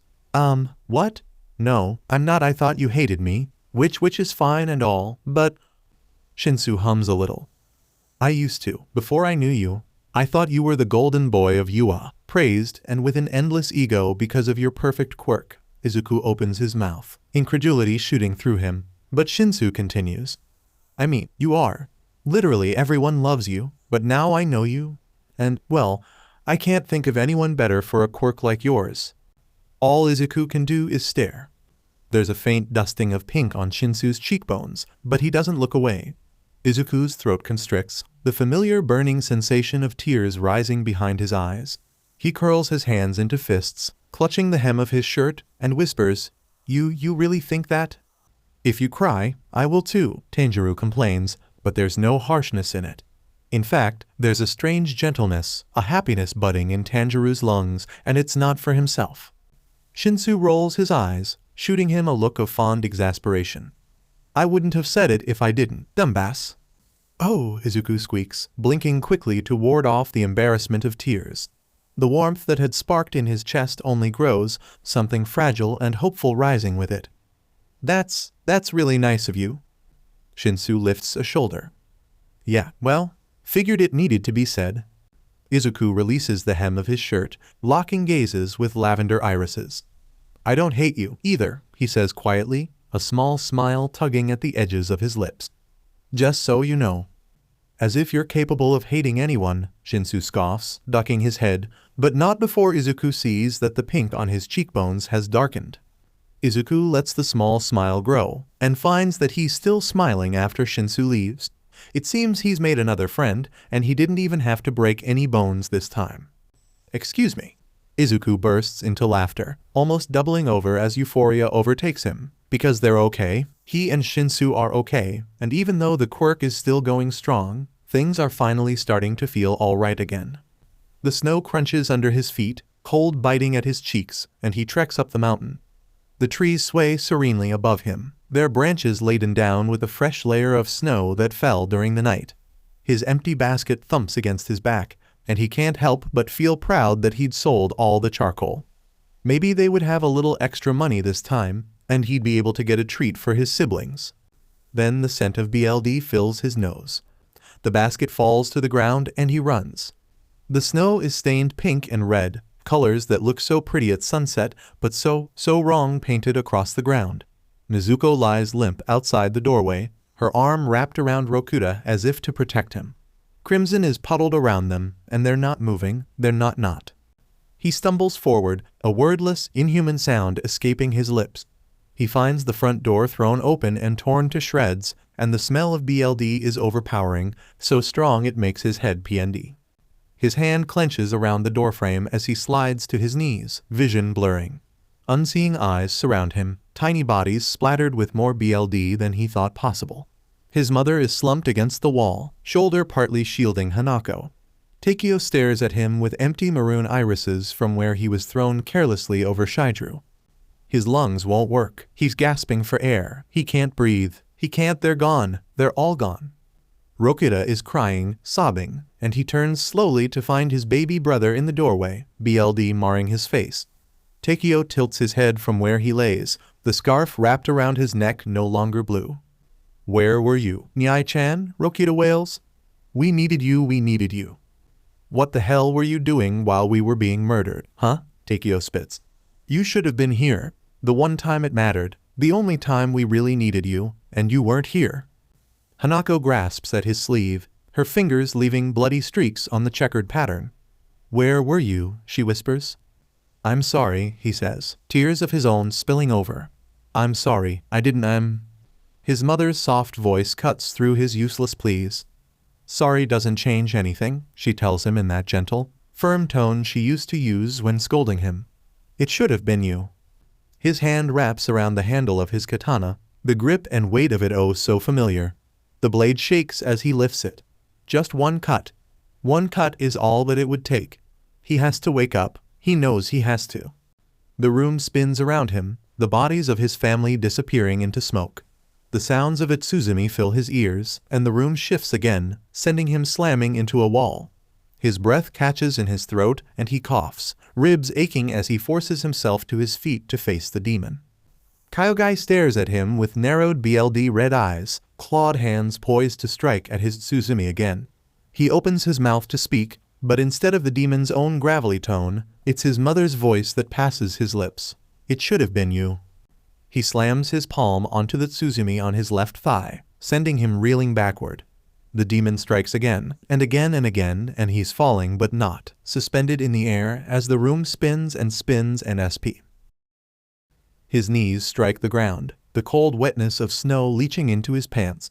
He snaps his head up, katana held out in front of him. His hands drip with BLD, red spilling between his fingers. He remembers a demon, pale-skinned and blue-eyed, arms spread out wide and laughing as he traps him again and again. He has to get out. He raises the katana, sets the deadly edge at his neck, just one cut. That's all it takes. Somewhere behind him, Shidru cries out, "Don't leave us behind, Tanjiro, Nyai-san, come back, come back." The metal bites into the skin of his throat, and one more body joins the others. Izuku gasps, emerald eyes flying open. His pillow is wet below him, salt staining his lips.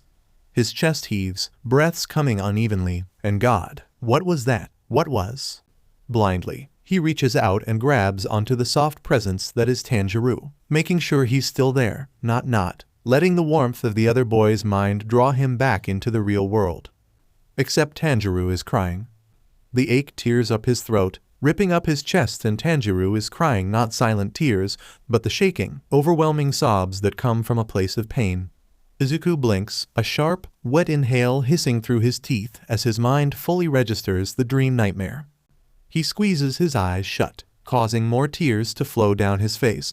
His hands fist tightly in his blanket, and he doesn't remember making the decision to call out. "Tanjiro? I can't," Tanjiro gasps. I can't, they're dead, they're all, I'm sorry, Izuku doesn't know what to say. He doesn't know if he can say anything. Because what is there that he can tell Tanjiro? "I'm sorry, I understand"? Izuku doesn't even come close to understanding. Sure, he's been faced with death before, but not like this. Not his family, not people he was close to, not him finding them. What the hell were you doing while we were being murdered, huh? All he can do is press his mind as close to Tanjiro's as he can, to try to offer some form of comfort by just being there, making sure Tanjiro knows he's not alone. He's not sure if it slips the other boy's attention how much Izuku is crying, too. Getting up in the morning is a feat, one that Izuku is kind of surprised he manages. His eyes are still sore from last night, and he swears he can feel the weight of his eye bags. Thankfully, when he glances in the mirror, his eyes are nothing more than slightly red-rimmed. Crying before you fall asleep is the best way to erase the evidence of those tears, Izuku knows. Still, the nightmare lies heavily on his shoulders as he heads slowly down the stairs. The image of tiny corpses, the bloodied bodies of children haunts his mind's eye. And the end of the dream, where Tanjiro. Izuku gives himself a shake, digging his fingernails into the skin of his palms. No, it was just a dream. Tanjiro is still here. Tanjiro doesn't say anything. He's been quiet since the nightmare, his mind distant. Rationally, Izuku knows that he's not shutting him out because of anything Izuku did, but he wishes Tanjiro would talk to him and let him know he's okay. Idiot, Izuku chastises himself immediately. Of course he's not okay. His classmate's trade looks over his head as he emerges into the common area. Izuku pretends not to notice as he fills his water bottle. Uraraka bumps his shoulder lightly as they head towards the school. You okay, Deku? No offense, but you look like hell. Izuku ducks his head, forcing the feeling of a katana at his throat away. He makes sure his tone is as light as possible when he replies, Yeah, I'm okay, thanks for asking. Just, kind of a rough night, I guess. Uraraka's soft brown eyes widen. Oh, that sucks. I get nightmares, too, sometimes. You know, about the Usja and the training camp and stuff. So I know that you mean. Nightmares are more than common, Midoriya, Ida says from his other side, in a tone that constitutes as gentle for him. Especially with the unprecedented amount of villain attacks we've had, it's nothing to be ashamed of. Izuku murmurs a quiet thanks, though he winces on the inside. He hates the thought of his friends getting nightmares because All for One had thrown Shigaraki at him. They all got caught up in his mess just because they're in his class. He wonders if his classmates wish that they were in 2A instead, where they wouldn't be stuck in the crossfire. Not that they know it's crossfire, but still. His classes go about as smoothly as possible when one has had little sleep. Aizawa-sensei eyes him from his desk as he talks, and Izuku tries not to shrink away from his gaze. He has the urge to chant "Don't be suspicious," but he doesn't think Tanjiro would appreciate it right now. Izuku sighs. It's not as if Tanjiro's silence is strange. He's been quiet a lot, especially while Izuku's in school. But this is a different sort of silence, and with a nightmare still vivid in his head, Izuku longs to talk to his friend. He knows, though, that this is Tanjiro asking for space, and Izuku would be a shitty person if he didn't give it to him. Thanks. Tanjiro's small whisper almost makes Izuku drop his pencil. I need a little time to get my head on straight, that's all. Oh, no, that's more than fine, Izuku assures him quickly. Don't worry about it. I mean, I can't really go anywhere, right? Tanjiro sends a hum of acknowledgement back. And it's not that Izuku feels better, he's not sure he can. Not with the sound of a little boy sobbing ringing in his ears. But now that Tanjiro's voiced what he needs, Izuku knows what he can do to help. Even if it's keeping his distance for now. Shinsu catches him in the hall as they leave quirk history. The lavender-haired boy looks him up and down before raising an eyebrow. Did a hurricane tie that tie for you? Izuku huffs, turning to head down the hallway. A simple, "Hi, Midoriya, you look like SHT," would do. "Hi, Midoriya, you look like SHT," Shinsu says obligingly, falling into step with him. Is the quirk acting up or something? Need me to talk to your friend? Something like that, Izuku mutters. And no, but thanks. We're not really talking right now. Shinsu frowns at him. Why? Did you guys fight? Izuku shakes his head, curling his fingers tighter around the strap of his backpack. For a second, he swears it's the handle of the katana from the dream, hanging with a familiar weight from his hip. He lets go of the backpack strap as if he's been burned, pressing his lips together tightly. Just saw something I don't think I was supposed to. We're not on bad terms or anything, but he said he needs some space. Oh, Shinsu tucks his hands into his pockets, head ducking a bit. That would SCK, actually. I guess there's not really a way to hide anything from someone in your head, huh? Not really, Izuku sighs again. Still, though, he trails off with a shake of his head.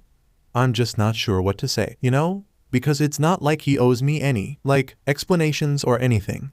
But do I just pretend it didn't happen? Shinsu shrugs. I mean, from what I've heard about the guy, he doesn't seem like he'll get pissed off by you trying to talk about it. But if he doesn't, then leave it. You don't really know him, right? Izuku purses his lips. The thing is, he might not know Tanjiro in person or in any physical sense whatsoever, but he's been quite literally inseparable from the other boy for about 5 days at this point, so he feels like he really does know Tanjiro. It would be kind of strong not to get to know a person that's been living in the same head as you. That's fair, Shinsu agrees. Izuku smacks a palm onto his forehead, feeling his cheeks darken. DMN, I said all of that out loud, didn't I? Izuku freezes, hand still on his face, and not because Tanjiro had spoken. He lowers his hand slowly, staring at the scar-muddled skin as if the limb has personally offended him. It only takes him a second to connect the dots. F. Shinsu stops a couple steps ahead, turning when he notices Izuku isn't following. Midoriya? Izuku blinks, then proceeds to lift his hand to smack his face again. Hey, stop that, Tanjiro says.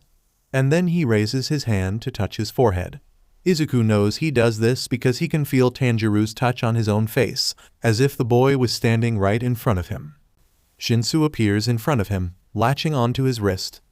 Dude, what the hell? It's not that big of a deal. Kami, what? Tanjiro smacks at his own wrist, as if he can transcend time to make Shinsu let go. Actually, knowing Tanjiro, he could probably find a way. So, I think we've surpassed the empathy, Izuku says weakly. He pulls his wrist away from Shinsu, mostly to keep Tanjiro from hitting his arm again. To Shinsu, he mutters, it changed again.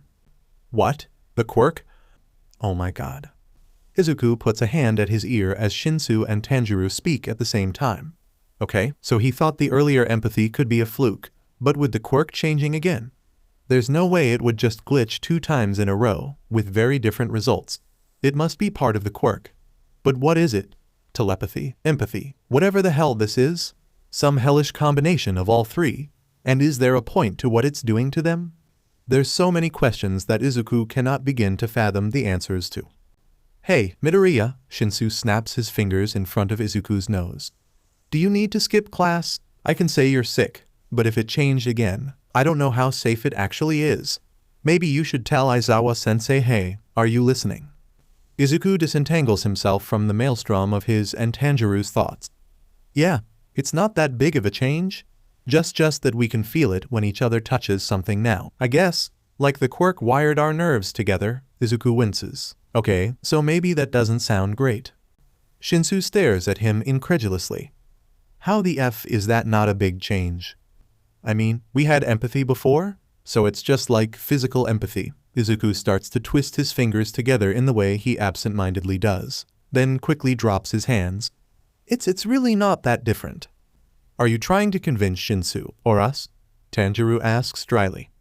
Neither, Izuku blinks, then slaps a hand over his mouth, mumbling out a muffled, damn it. Sorry, Shinsu, trying to carry 2 conversations at once is kinda strong. I'm sure, Shinsu deadpans. Come on, Midoriya, you can't seriously think this isn't a problem. What about the hero training in a few hours? Or what if there's a villain attack? Won't he just feel everything that you do, Lord Bonebreaker? Izuku flushes a bit, but he feels his stomach bottom out. Shinsu's right. He can't put Tanjiro through something like that, not with how unwieldy his quirk is. I have broken bones before, you know, Tanjiro points out. That, of course, doesn't make Izuku feel any better. He draws in a deep breath, fingers tracing the jagged scars on his arm. There really isn't a way out of this, is there? Okay, he says finally. I'll tell Aizawa-sensei at the end of the day. Shinsu nods, something in his eyes dissipating. Good, he knocks into Izuku's shoulder gently, flashing a smirk at him. You better not get the SHT beat out of you in training, then. Izuku huffs out a laugh, shoving away the oncoming dread. I'll try. Tilde omake tilde. The dream leaves Tanjiro's head a mess. He's not entirely sure why, really. He's no stranger to nightmares, has had no problem in the past shoving away the hellscape his brain presents him with at night. But if he's being honest, the nightmares have gotten worse after the fight with Enmu. Tanjiro doesn't really trust sleep anymore, not after the demon kept trapping him in it. He can never shake the feeling that something is going to happen while he's asleep, and he won't be awake to stop it. Still, though, he tries his best to sleep because he is only human, and maybe he should have expected this since he was caught in Izuku's dream. But he didn't think he wasn't really planning on having that conversation with the other boy. He's barely talked about it to his friends in this time. He's not sure how that conversation will go, since Izuku doesn't believe in demons. He would never accuse Tanjiro of lying, of course, but he might not actually believe Tanjiro. And, well, Tanjiro doesn't really want to get into it with him. He doesn't want to fight with his friend, especially since they have nowhere to go but each other. Izuku is so sweet, though, not demanding any answers and just letting Tanjiro be while he collects his thoughts. He's barely even curious he gathered enough from the dream, Tanjiro's sure, but he is worried. Tanjiro can feel his concern like a tangible thing, even if he doesn't push. Tanjiro can say easily that Izuku is probably the most sincerely kind person he's ever met, besides Nezuko. Tanjiro moves through the town that his Kasugai crow had directed them to, smiling a bit to himself as Zenitsu drags Inosuke away from various market displays. With all the people around, it makes Tanjiro wonder what it would be like to have Izuku here, instead of just in his head. Would he be as fascinated with this town from his past as Inosuke is? It's a little strange that, as well as Tanjiro knows him, he has no clue what Izuku looks like other than the scars on his hand and the freckles on his arms that he caught sight of when Tanjiro accidentally took over his body. Will that happen again if they don't break whatever this is? It's then that Tanjiro feels a sting on his forehead, followed by Izuku continuing his conversation with Shinsu. Tanjiro blinks. He doesn't really mean to say anything, but his confusion betrays him. Oh. Izuku has a flurry of thoughts, and by now Tanjiro can kind of keep up with them. His eyes widen at the conclusion Izuku draws, before the other boy swears wholeheartedly. The sting comes again, and Tanjiro flinches, thinking, "Hey, stop that," as he brushes his fingers across the now tender spot. Then someone grabs his wrist. Well, not his wrist, but he feels it all the same. A blurred, Kami, what?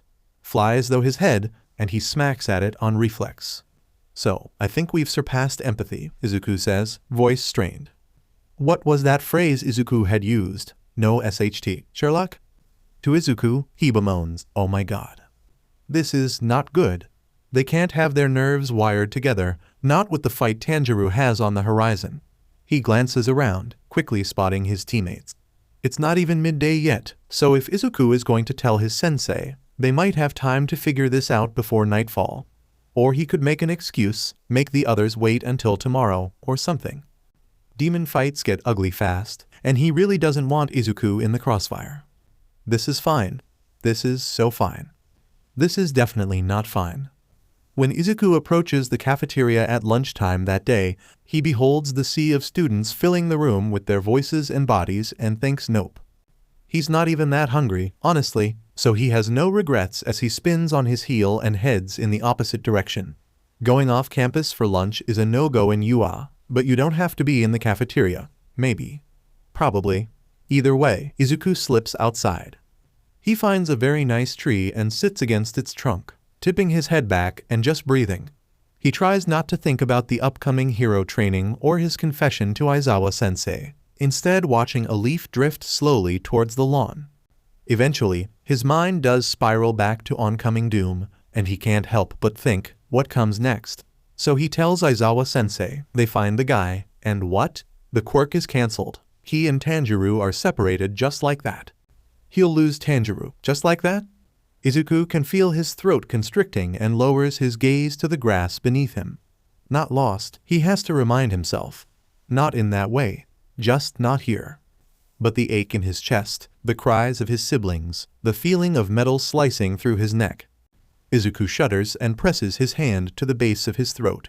Something in his chest tightens and tightens until he finally bursts out, Tanjiro, you're not suicidal, are you? Tanjiro follows Izuku's train of thought easily and winces. No, I'm not. That was a different sort of situation. Izuku slumps a bit in relief, though he feels his heartbeat spike from where his fingers are still pressed against his throat. Wait, You mean that actually happened? Tanjiro hesitates, collecting his thoughts. He takes a deep breath mentally or physically. Izuku's not sure and states, it was during a fight with a demon. He kept trapping me in dreams, and the only way to get out was that. Tanjiro's doubt towards Izuku's belief curdles in both of their lungs. He rushes on before Izuku can say anything. Listen, I know it's strong to believe, but demons are real, at least in my time. That. He conjures up the image of the brown-skinned creature from the dream, eyes BLD red and fangs bared, clawed hands reaching towards the Tsuzumi that looks to be attached to his thigh. That's a demon. Or was. He'd kidnapped a little boy and was going to eat him and kill me until I killed him.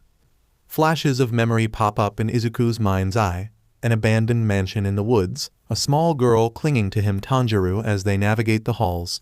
The rooms and corridors shifting and spinning around them as the sounds of Tsuzumi fill the air, and finally throwing open a door to reveal a boy staring at him with terrified eyes. The corpse of a woman, bloody and torn apart, the sharp pains from being tossed around with cracked ribs and a broken leg, finally finding the opening thread and SWNGNG with all his might. Tanjiro shakes off the memories. Izuku can feel him closing his eyes, tightening his grip on his katana until his knuckles turn white. They killed my family, Izuku. He whispers, the ache in his voice raw and unguarded. The Demon King, Kibutsuji Musen, slaughtered my baby siblings for no other reason than because he could. He turned my sister into a demon, and she almost killed me before Jiwoo-sen stepped in. Demons are very real, and they aren't human, not anymore. Izuku presses his hands over his mouth, nausea roiling in his stomach. He mirrors Tanjiro, squeezing his eyes shut as he lets out a shuddering breath. Not human anymore. Demons were like monsters out of a fairy tale. Monsters with power, a hunger for BLD, being alive and human once but now past death. And doesn't Izuku know something about monsters? Memories of mottled skin and exposed brains, blood-curdling screams, and nothing but destruction fills his head, and he thinks, oh. Tanjiro, he chokes out, feeling tears pool in his eyes. I'm so sorry. It has nothing to do with you, Tanjiro reminds him gently. You're hundreds of years in the future. Honestly, the fact that you have no idea what demons are is comforting. That means we demon slayers succeeded, right? I guess. Izuku pulls his hands away from his mouth and leans his head back, taking in the blue of the sky. If that's really true, then this world, his world, is safe from the creatures that used to stalk the earth because of warriors that existed hundreds of years ago, unseen and unpraised for their efforts. A lot of good people have died for our cause, Tanjiro says softly. A man's face, bloody and beaten but smiling, even as his breath halts flits by. It's nice to know that their sacrifices weren't in vain, in the end. Izuku gives a small shake of his head. Demon slayers deserve better. They deserve to be remembered like the heroes of past ages, because that's what they are. But they faded from memory and from history, and they were forgotten. That's probably because we aren't acknowledged by the authorities, Tanjiro says. Like I said, most people even these days don't believe in demons, so we kind of go by unnoticed. There's a few legends, I guess, some rumors about what we do, but the world is changing, you know? Demons have become folklore, and us slayers along with them. That's not right, Izuku murmurs. You guys are protecting humanity. You're keeping those monsters at bay. You deserve some sort of recognition. Tanjiro shrugs, and the phantom feeling of cloth brushing against his shoulder makes Izuku shiver. I mean, not much we can do, right? And maybe in the old days people would join the Demon Slayer Corps for recognition, but it's not like that anymore. Kind of the opposite, really. Izuku stands, bracing a hand against the tree. I'll do something about that, he vows. There has to be stuff I can find. Old records, photographs, something to show that you guys were here. Tanjiro is silent for a moment, his thoughts stuttering. Izuku can feel his speechlessness, the warmth sparking in his chest. You would do that? Izuku grins, knowing Tanjiro can feel it. Of course. Oh no, Tanjiro sniffles. I'm gonna make us both cry if I start. Quick, say something mean. Izuku's grin widens. No way.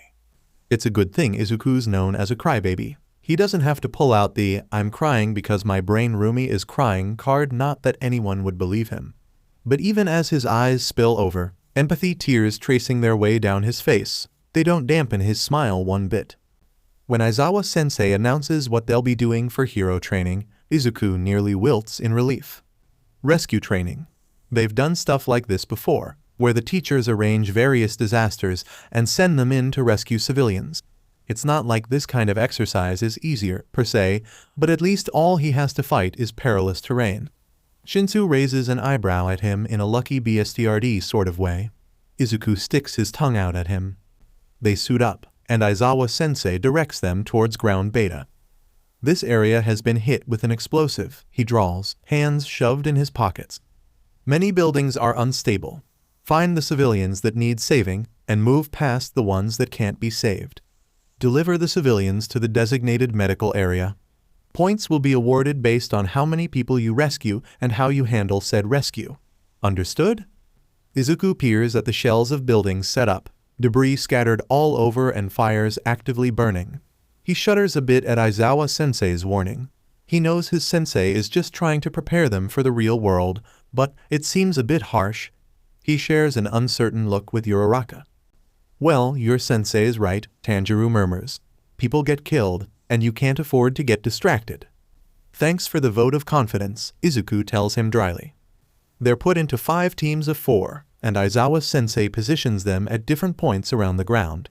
Even from where he's standing, just outside the west side of the ground, Izuku can taste ash in the air.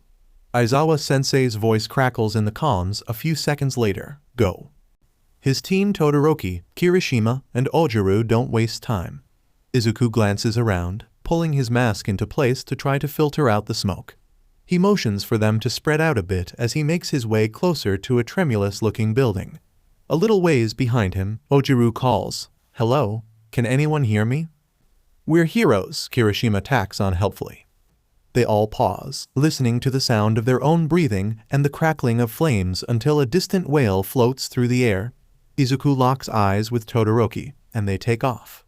"People aren't actually hurt, are they?" Tanjiro asks, his voice soft like he's trying not to distract Izuku. "No," Izuku assures him as he picks his way over a pile of broken, shifting concrete. "It's just an exercise. They usually nab some older hero students or kids from other departments to play civilians."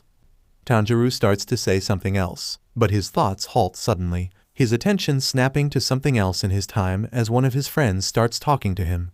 Izuku lets him go. Knowing he has to focus on the task at hand, he pretends the unease rising in Tanjiro's chest isn't unsettling. Todoroki calls them over to the other side of the concrete pile, where Izuku spots an older boy with a large piece of concrete over his arm. His other arm is tucked casually behind his head, raised eyebrows conveying, "About time." "My arm is stuck," he says, twisting his face and voice into believable terror, even though his eyes are bored.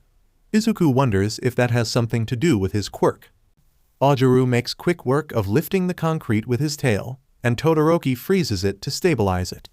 Ojuru flashes a reassuring grin as he scoops up the guy, saying, "Don't worry, you'll be safe soon." He bounds off towards the medical area. Izuku picks his way back over the pile of debris, squinting up at the ash-filled sky. He blinks and the sky is blue, his fingers digging into straps over his shoulders as the stinking scent of malice fills his nose. The earth under his feet shifts, but it's not earth, it's bits of concrete and rebar, and he's about to fall on his face. Kirishima grabs his shoulder, steadying Izuku before he can make a bigger fool of himself. "Careful, man." "Sorry," Izuku breathes. His hand rises to his nose, but he can't smell the dark scent anymore. He shakes his head, strong. "Let's keep going." They find a girl around their age standing in the street and droning on in a monotone about how her cat is still inside her smoking house. She proceeds to resist every effort made to remove her from the dangerous area. Izuku huffs quietly and volunteers to find the cat, while Todoroki and Kirishima SCRT her away, since he's the only one with a mask. Todoroki shakes his head. "Not by yourself. Kirishima can take her. I'll stay in case the building becomes more unstable." Izuku nods, shifting his mask more tightly against his face.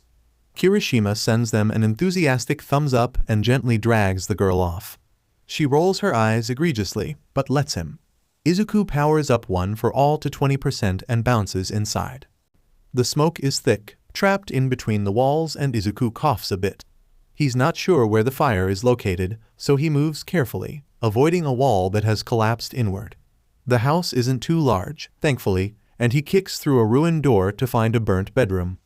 On the scorched futon sits a shoddily made cardboard cat, with cat written across its face in black Sharpie in case it wasn't clear. Izuku lets out a snort and scoops up the cat. Either this was placed here later, or his teachers took great care not to burn the cat. He's betting on the second one, since it's well known that Aizawa-sensei is a cat lover. "Hey, Izuku." Tanjiro's voice is tight, carefully controlled, and the sound of it makes Izuku snap to attention. "Listen, I've got to Zenitsu located the demon we've been sent to kill. We're going after it now, since it's been living in a cave system underneath this town, and, well, I don't want to miss this opportunity. But I thought you would like a warning, just so you know what's going on." "So you don't freak out," is probably what he really means. Izuku can read between the lines. Oh. Izuku realizes he's been gripping the cardboard cat too strong, and peels his fingers away from the small dents that have formed in its belly. He's not sure what to say to that. Good luck, have fun. After a second, he decides on, be safe. "I'll try," Tanjiro promises, but there's a sharp, heavy feeling weighing down both of them.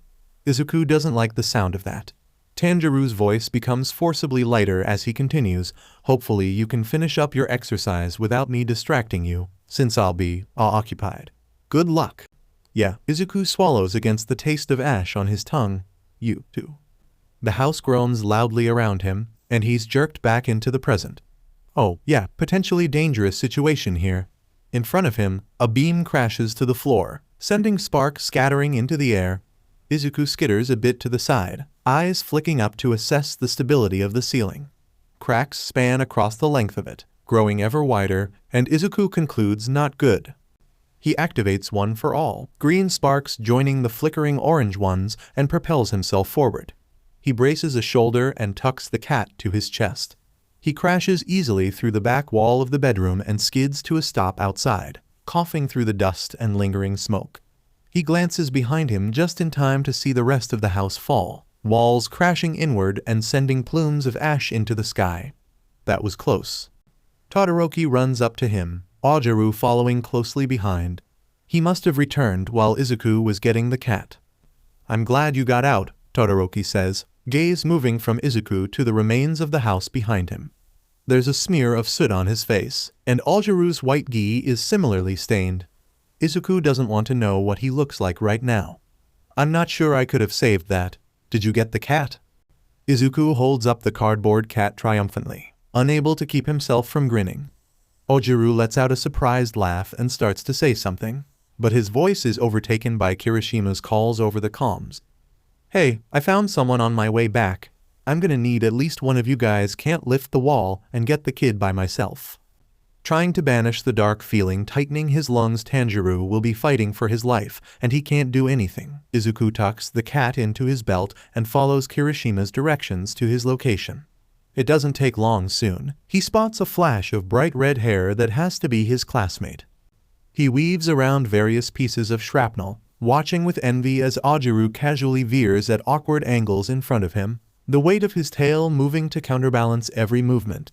See, that is definitely one of the pluses to having a tail. If Izuku had to choose a mutation, it would probably be that or... Something slams into his back, sending rivulets of pain across his shoulder blades.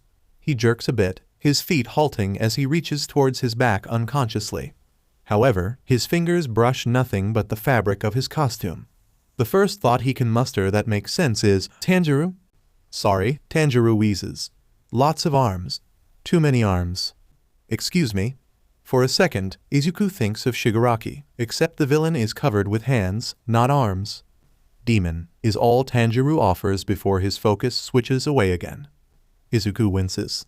Whatever he had expected when Tanjiro told him about the fight, it wasn't entirely this. Tanjiro's mind is flitting feverishly back and forth, dancing around in the way his body must be. Izuku can feel his breaths, steady and deliberate, sending strength pinging through his body. There's a jolt that runs from his palms up his arms, and Izuku imagines Tanjiro's katana striking home against something. It's disorienting, to say the least, to have the feeling of fighting, The ache of clenching his fists too tight and the thrill of adrenaline racing through his veins when he's just standing, immobile, with no threat in sight. He wishes he could be there to help his friend with an enemy that won't hesitate to kill him. Izuku gives his head a strong shake. Tanjiro isn't alone. He has his friends fighting with him, and the other boy is more than capable. Izuku's just distracting him with senseless thoughts that'll cloud the other's judgment. So he sends out a quick apology and forces himself to stop hounding his brain Rumi. He starts forward, seeing that Todoroki and Ojuru have already reached Kirishima. He's definitely not going to get the best marks on this exercise. His teammates are the ones who've been doing all the work. Still, he pushes down the lingering worry for Tanjiro. Izuku can't do anything and heads over. When he gets there, Kirishima is already letting a dilapidated wall fall as Ojuru stands off to one side with a little boy who's patting the fluff of his tail. Izuku's honestly not sure where his teachers got the child from, and maybe he doesn't want to know. "I'm supposed to be scared," the little boy tells Ojuru in a conspiratorial not whisper. A smile tugs at Ojuru's lips, though it freezes for a second when he glances over at Izuku. "You're doing a good job." The boy nods confidently and returns to his tail petting ministrations. Kirishima offers Izuku a shark-toothed grin as he dusts himself off, skin reverting back to normal. Izuku startled a bit when Todoroki speaks from beside him. "Where did you go, Midoriya?" "Huh?" Izuku turns toward him with a guilty blink. "Sorry, I just got distracted, that's all." There's a small furrow between Todoroki's brows, and his mismatched eyes watch Izuku carefully. Izuku forces himself not to fidget or look generally suspicious. For some reason, most people assume that Izuku's a bad liar. He's actually quite proficient at lying, except no one seems to catch on to that fact. But Todoroki always gets this look when he usually rightly suspects Izuku of dishonesty. He has that look now. Thankfully, Izuku is saved from Todoroki's "I see everything" expression by Kirishima clapping him on the shoulder. Izuku winces a bit, back still sore from whatever had whacked Tanjiro, or maybe Tanjiro had whacked into something. "Happens to the best of us. You want to take him?" Izuku looks over at the kid, still content with Ojuru's tail. He rolls his shoulders, feeling the remnants of pain sparking there, and thinks it could happen again. If Tanjiro gets hit again, Izuku doesn't fully trust himself not to drop the little boy or something. In this exercise, Izuku is an unsteady variable, and could just F everything up and maybe actually hurt someone in the process. So he shakes his head. "No, Todoroki should take him. I was the one who got distracted. He should get the points." Todoroki frowns at him, and Izuku looks innocently back. Hey, it's just an added bonus that it'll keep Todoroki from giving him the look until Izuku caves. Todoroki really does deserve the points more than him, since his only successful rescue was of a cardboard cat. Todoroki nods, but his narrowed gaze warns Izuku he's not letting go of the distraction moment. Izuku mentally adds that conversation to his impending demise list, which was already full with the Aizawa-sensei confrontation. Todoroki is just starting away with the boy when Izuku feels his stomach bottom out. Tanjiro swears viciously. Izuku only has time to get out the first syllable of Tanjiro's name before something tears at his chest and pain explodes across his body. A small, choked sound rips out of his throat and he stumbles, hand coming up to clutch at the fabric of his costume. He knows where it's coming from. He knows, utterly, viscerally, what happened. Tanjiro. There's a hand on his arm, gripping strong, but Izuku's vision is swimming and he doesn't know if it's on his end or Tanjiro's. The other boy doesn't answer, really, but Izuku can still feel him, and that's more than enough. It has to be. He's alive, even if he's wounded. He's alive, but he might not stay that way. Izuku's head clears enough for him to realize that the hand is, in fact, on his side. In one smooth movement, Kirishima shifts his hold on Izuku's arm to sling it across his shoulders. His crimson eyes are wide and worried, and he's asking, "Midoriya, can you hear me? Midoriya?" On his other side, Ojuru is speaking rapidly over the comms, tail twitching anxiously as he watches them. Izuku lifts his head and forces in a deep, steadying breath. Focus. Fine. I'm fine. It's... Yeah, that's bullshit, Kirishima cuts in aptly. Izuku grimaces. I mean, I wasn't going to say anything until later, but it's really unlike you to get distracted during hero training. Then you almost collapse on us out of nowhere. That is not fine. What's wrong? Without thinking, Izuku presses a palm against his chest, against the gashes that should be there but aren't. He shakes his head, pausing as Tanjiro lands on a strategy and moves. He shakes his head again, attempting to pull away from Kirishima. It's nothing, really, Oh no. Todoroki is back with the look, even though the kid is still in his arms. He puts the boy down gently, however, and reaches over to grab Izuku's hand, which is still against his chest. You're injured. And no, Izuku tries, forcing himself to straighten up, snatching his hand out of Todoroki's grip. Why would I be injured? Aizawa-sensei is on his way, Ojuru chimes in, hand dropping from his calm. His eyes skate over Izuku, face pinched. He said to. Izuku's hearing fuzzes out, replaced by endless, sharp ringing. His head starts to ache even as the relief of victory courses through Tanjiro.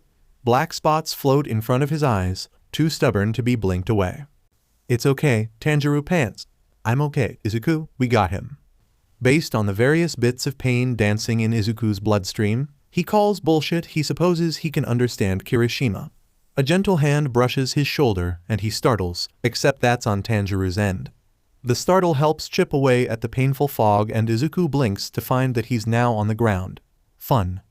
He's leaning against Todoroki's side, the coolness of his right soothing his red-hot chest. With stumbling hands, he pushes himself away, trying to balance into his own fully supported sitting position. It works for about 2 seconds before he crashes against Todoroki again. So, he starts, the word breathy and as unstable as his limbs. Our grades might go to SHT on this one. Kirishima snorts from his crouched position in front of him. Ojuru reaches out to smack the redhead from Izuku's other side. Sorry, Kirishima says, hands coming up in defense. His expression sobers when he looks back to Izuku. I don't think we're worrying about our grades right now, bro. Izuku hums noncommittally. He lets his vision go unfocused for a second as he calls out to Tanjiro. How bad? Tanjiro groans a bit before biting out, well, I'll live. Probably. Izuku jerks, sending more spinning pain towards his head. Probably. What? Ojuru asks, brow furrowing. I'm joking, Tanjiro says dryly. And you just said that out loud. I did? You just... His voice fluctuates, going hoarse and breathy. Did it again. Izuku mumbles, then covers his mouth with a hand. His heart clenches, concern spiking at the pain leaking into his friend's voice. He makes a conscious effort this time to mentally transmit, save your strength. Don't worry about talking. Seems I was doing the same talking thing, Tanjiro says anyway. Based on the looks I'm getting, at least. Exhaustion starts trickling in as the adrenaline abandons them both, weighing down bones and eyelids. Izuku blinks heavily, suddenly very comfortable against Todoroki's side, even with the alarm bells his brain is ringing. He sighs, eyes falling to half-lidded. BLD loss? Yup, Tanjiro murmurs. There's darkness encroaching at the edges of Izuku's vision, twilight creeping over his mind. He's not sure he could move, even if he wanted to. He manages to glimpse the black hair and white capture weapon of Aizawa-sensei as Tanjiro continues, see you on the other side? Izuku barely lets out an affirmative hum before the black floods over him, and he's gone. Tanjiro's stomach sinks when Zenitsu tells him he's located the demon. In a cave system spanning out under the village, which sits atop a plateau bordered by steep cliffs ending in roaring ocean, with only one path in and out of the town. He can hear Izuku with his teammates as they talk about the unstable building, can feel him slipping on a cool metal mask as determination sings in his BLD. What Izuku is doing is important to him, and Tanjiro could ruin that. Not to mention that getting into a fight is the last thing he wants to do while he's connected with Izuku. He takes a deep breath as Zenitsu leads him to the entrance of the caves they'd found that Inosuke's currently guarding. He knows he can't stop this. He doesn't really want to, honestly, because this is a golden opportunity to deal with the demon while it's daytime. But he wishes that he could just pull away from Izuku while he fights. Sure, Izuku's been in fights before, but not with a demon. Not with something so inhuman and intelligent and driven mad with bloodlust.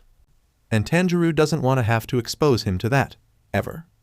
You guys are protecting humanity. You're keeping those monsters at bay.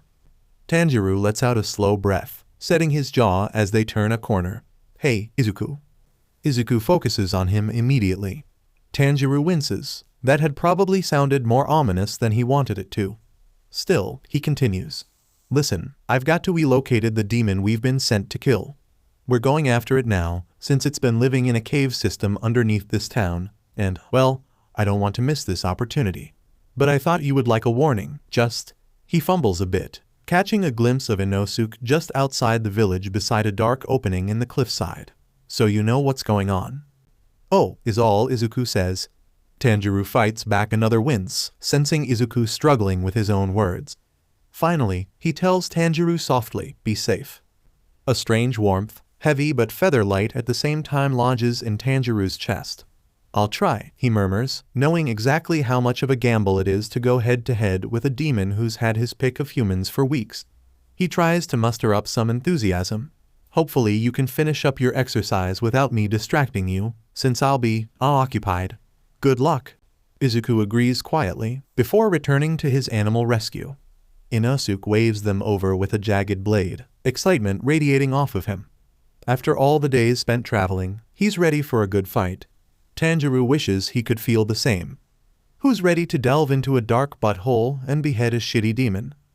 Zenitsu lets out a small whimpering sound. Tanjiro sighs, wrapping his hand around the familiar grip of his katana. He tries to push Izuku away as much as possible as he says, "Let's get this over with." With Zenitsu's hearing and Tanjiro's own sense of smell, weaving through the connecting caves and passageways to find which one the demon is in takes practically no time at all. They all pause at the gaping maw of the cavern that greets them. Small holes are punched through the ceiling, letting in tiny trickles of sunlight. Giant stalactites protrude downward, mirrored by slick-looking stalagmites rising from the cavern floor, and a stone pillar connects ceiling and floor in the middle of the room. Tanjiro eyes the cracks around on the ceiling warily. They should be quick about this. The cavern doesn't look all that stable. Tanjiro glances once at his friends, drawing his blade. They step into the cavern as one. "HM?" a croaky voice says. Tanjiro snaps his gaze up, searching among the blackness and stone above them. "BLD in my cave. Oh yes, BLD and flesh. I have smelled them coming." Tanjiro sends a quick signal to the other two, and they spread out, forming a loose triangle on the cavern floor. He sweeps his eyes across the stone ceiling, letting his nose guide him, and he spots a lanky demon hanging off of a stalactite ushered into a small crevice in the wall with 4 arms. It stares back at him, the shadows making its eyes glow eerily. It smiles, the white of its teeth flashing. "Let's have some fun, then." It drops to the floor, its peculiarly elongated limbs dragging in a way that makes the back of Tanjiro's neck tingle. He slides into a fighting stance, feet braced, and exhales slowly. Total concentration breathing. The demon's eyes flick between them, the fingers on its upper left hand ticking upwards slowly. 1, 2, 3. Shivers shoot down Tanjiro's spine. It could be counting them, but he has a feeling it's something more. Inosuke roars from Tanjiro's right and, before Tanjiro can stop him, he charges. The demon lets out a bone-chilling giggle, and then something explodes from its torso. Tanjiro is blasted backwards, barely having time to blink before he collides with the cavern wall. He falls to the floor, coughing as he tries to take a deep breath. Through wavery vision, he sees that a myriad of arms are now extending from the demon's sides, chest, stomach, and back, adding to its original 4. Inosuke swipes off a hand that's reaching for him, but it grows back almost immediately. "Tanjiro?" Izuku demands suddenly. Tanjiro winces. He would have felt that impact. Tanjiro lets out a wheezing breath, pushing himself back onto his feet. Sore. Lots of arms. Too many arms. Great. Could he explain any worse? "Excuse me?" Tanjiro pulls in a breath, steadying himself as it hisses through his teeth. "Demon," is all he says as he returns to total concentration breathing, bracing his katana in front of him. He pauses for an infinitesimal second as arms reach toward him before murmuring, "Third form." He launches himself forward without having to think, muscle memory imprinted in every limb. Flowing dance. He slips around reaching hands, blade slicing faster and faster through skin and tendon and bone as he fights his way to the demon itself. Somewhere in the room, Inosuke cackles and proclaims grisly death to the demon. Tanjiro lets out a final exhale as the demon's torso finally comes into view. He tightens his grip, raises, swings towards its ribs. An arm sprouts from the demon's hip, catching the blade. He slices through the hand instead of the ribs, the force of the katana diverted. Tanjiro sets his jaw in frustration, dodging to the right as another hand tries to swipe him away, then another from the left. There's a harsh tug on his back, and he's pulled out of the way of yet another arm he hadn't noticed coming at him from the demon's back. He glances over to meet Sakura pink eyes and huffs out a quiet thanks. Nezuko nods before setting off determinedly, shrinking and growing intermittently to avoid the clawing hands reaching for her. Next to him, Zenitsu lets out a tiny whoop as his golden blade hits home, slitting an arm vertically up to the elbow. BLD sprays, and the demon screams, though it sounds more from rage than pain. Inosuke catapults himself onto the demon's back when it's distracted, locking his limbs around a few of the demons. Tanjiro takes the opening, oxygen filling his lungs as he breathes deeply, dropping into a crouch as another hand claws at him. Seventh form, drop ripple move. He darts forward, katana clutched tightly, the blade reflecting the low light of the cavern. The demon growls, stumbling around as it tries to shake off Inosuke, and Tanjiro moves. He aims for the demon's throat, feeling the tip of the sword pierce skin and the stink of corrupted iron filling his nose. The demon flings Inosuke off, sending him careening into Zenitsu, who lets out a startled yelp. With a triumphant shriek, it ducks the rest of Tanjiro's move and lunges toward him with blinding speed. At the same time, two titanic, viciously clawed arms burst from his chest and back. The back one shoots out and demolishes the pillar in the center of the cavern with a resounding crash. That was the support pillar, Tanjiro recognizes distantly, a barrage of swears strkng through his head. He's too focused on that to see the one from his chest as it dives directly for him, talons outstretched. Tanjiro barely has time to register Zenitsu's shouted warning before the hand rakes across his chest. Tanjiro feels it tear through his uniform, through skin and muscle and scrape bone. Agony explodes in his bloodstream, clouding his head as his knees buckle. Izuku screams his name, his voice echoing strangely in Tanjiro's head. On your feet, he tells himself, forcing himself to push the pain and rising guilt. Izuku can feel everything away. On instinct, he raises his katana and barely catches another strike aimed for his chest. The scent of his own BLD clogs his mind and his hands shake as he tries to keep the demon off him. He's fallen back on desperate impulses, sparks flying into the air as the demon's claws scrape across his blade. If he can dodge at just the right moment, duck under the arm. The demon lurches backwards suddenly, and Tanjiro blinks to see the arm fly across the room, warm BLD splattering across his face. Nezuko's leg is still outstretched from the kick, her pupils contracted and face molded in anger. Inosuke's jagged blades rip through the arm on its back before he leaps, slamming his swords down through its shoulders. A sound like thunder echoes through the room and Zenitsu appears, head bowed low, shooting forward way too fast for Tanjiro's eyes to keep up with. He and Inosuke strike for the throat at the same time, and the sound of their blades clanging together mixes with the thump of the demon's head hitting the floor. Zenitsu's head jerks up and he shrieks out, "What the no?" as the demon's limp body falls towards him, darting out of the way. Tanjiro lets out a tired huff of a laugh. He feels himself swaying dangerously, knees going weak, but Nezuko grabs his arm and helps guide him to the floor. His katana clatters out of his grip, and he can't bring himself to reach for it. "It's okay," Tanjiro tells Izuku breathily. "I'm okay, Izuku, we got him." Nezuko's hand lands on his shoulder, her touch gentle, and Tanjiro looks up at her. Although her hands are soft, her eyes are serious, and she points to the cavern ceiling. Cracks spread dangerously out from the spot of the now missing support pillar. Tanjiro feels his eyes go wide as he looks back to Nezuko. She nods, and then her form grows larger.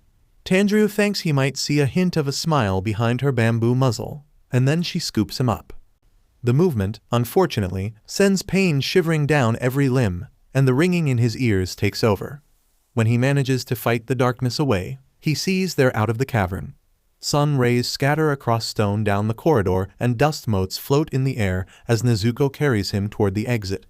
He strains his neck a little to see that Zenitsu is carrying his katana for him, which he's admittedly thankful for. The sight of Inosuke's jagged blades is enough to horrify even an apprentice bladesmith. and Tanjiro didn't want his friend to improve his.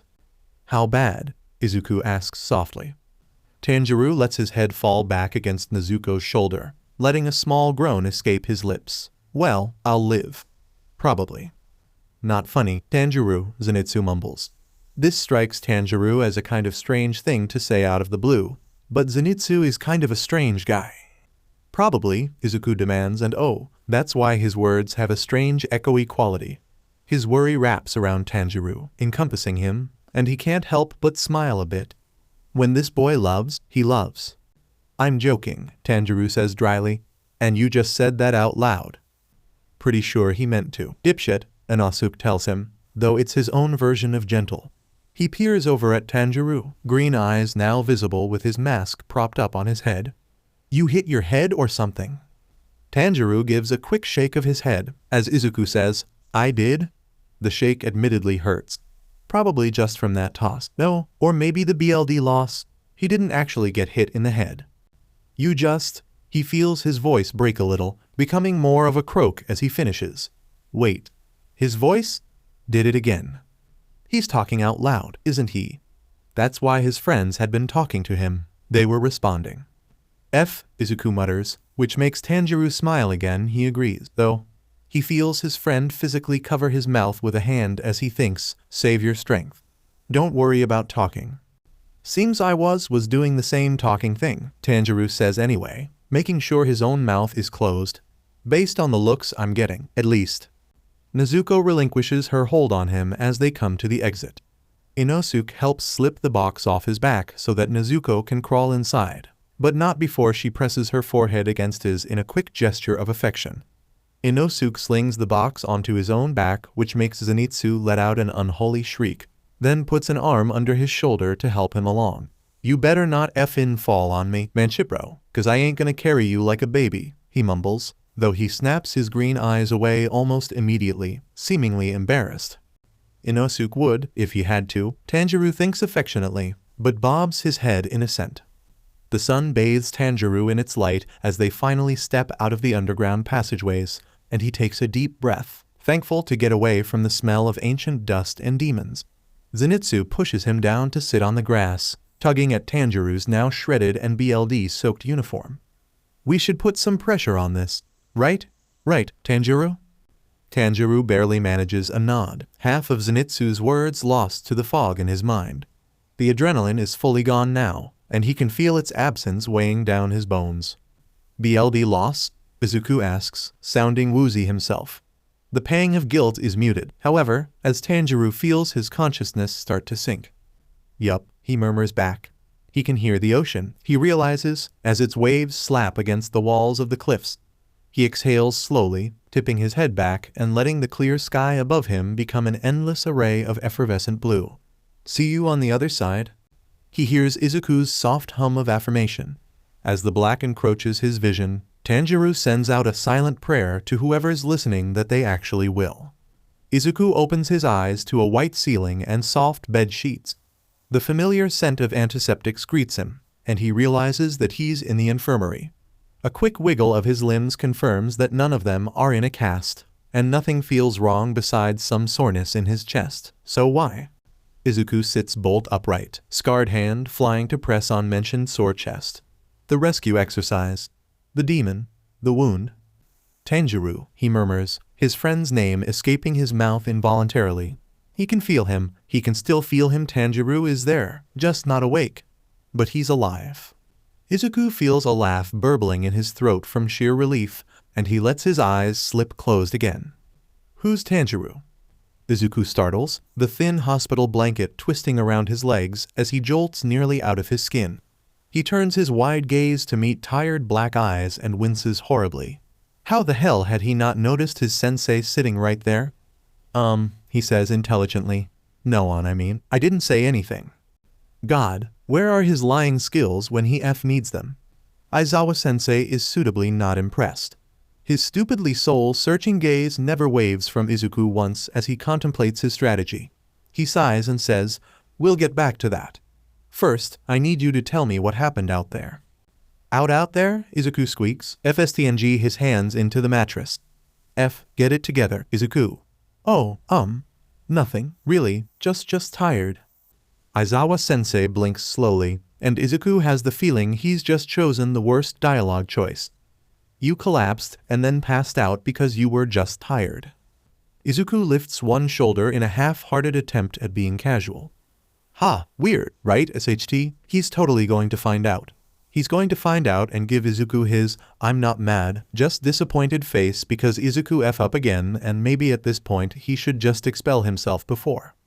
Midoriya, Aizawa-sensei cuts through Izuku's rapidly spiraling thoughts. He waits until Izuku hesitantly meets his eyes before saying in a minusculely gentler tone, Shinsu already told me.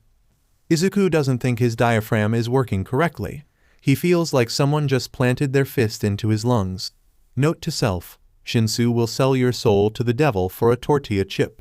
He lets out an embarrassing little gasping breath as he asks, logical ruse. I wanted to know if you would tell me on your own, Aizawa-sensei confirms, because of course. But it appears that you wouldn't. Why? Why? Because he's training to be a hero, for F's sake. I can handle it. I'm not saying you can't, Aizawa-sensei answers. I'm asking why you, a 15-year-old first year, wouldn't tell his teacher when he got hit by a quirk that could potentially put him and his classmates in danger. Izuku releases the hospital blanket, feeling indignation rising. Tanjiro isn't dangerous, he snaps. It's not his fault that this happened. Aizawa-sensei leans back in his chair, expression appraising. Then we'll return to, who's Tanjiro? He's the, Izuku trails off, blinking at his sensei. Didn't Shinsu tell you? He can't really hide the venom in his tone, and Aizawa-sensei shakes his head. Don't blame Shinsu, he did the right thing. I know you would have done the same thing if you were in his position. Izuku looks away at that. His sensei may be right, but that would be different. It would be his friend that was hit, not Izuku. And no, Aizawa-sensei continues. He told me you were hit by some sort of telepathy-empathy quirk, and that was all. I think I can fairly assume Tanjiro is the one you're connected to. Yes, Izuku mutters miserably. What does he have to do with what happened today? Izuku bites his lip, hand floating towards his chest again as he reaches to feel Tanjiro's consciousness. It's kind of strong to explain. I have time, Aizawa-sensei deadpans.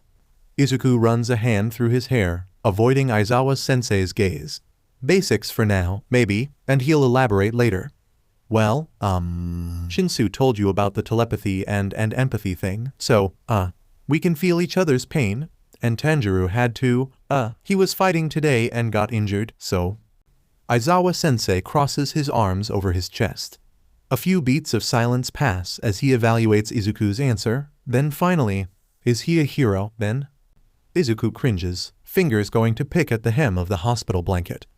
No. He's my age, actually, and he's not from around here. Aizawa-sensei gives him a look that means, I know you're not telling me everything, but I'll let it slide for now. Izuku likes to think he's pretty fluent in Aizawa speak by now. All right, problem child, he sighs. Explain to me how you got hit in the first place. Izuku quickly rattled off the story, including the description of the horned man. Aizawa-sensei nods and takes out his phone, fingers flying. I've let Sakachi know to keep an eye out. We'll find him, he sighs and gets to his feet, hand shoved in his pockets in that familiar slouchy way. All right, problem child. We'll discuss this again later. You're free to go. Izuku bobs his head, swng his legs out from the bed.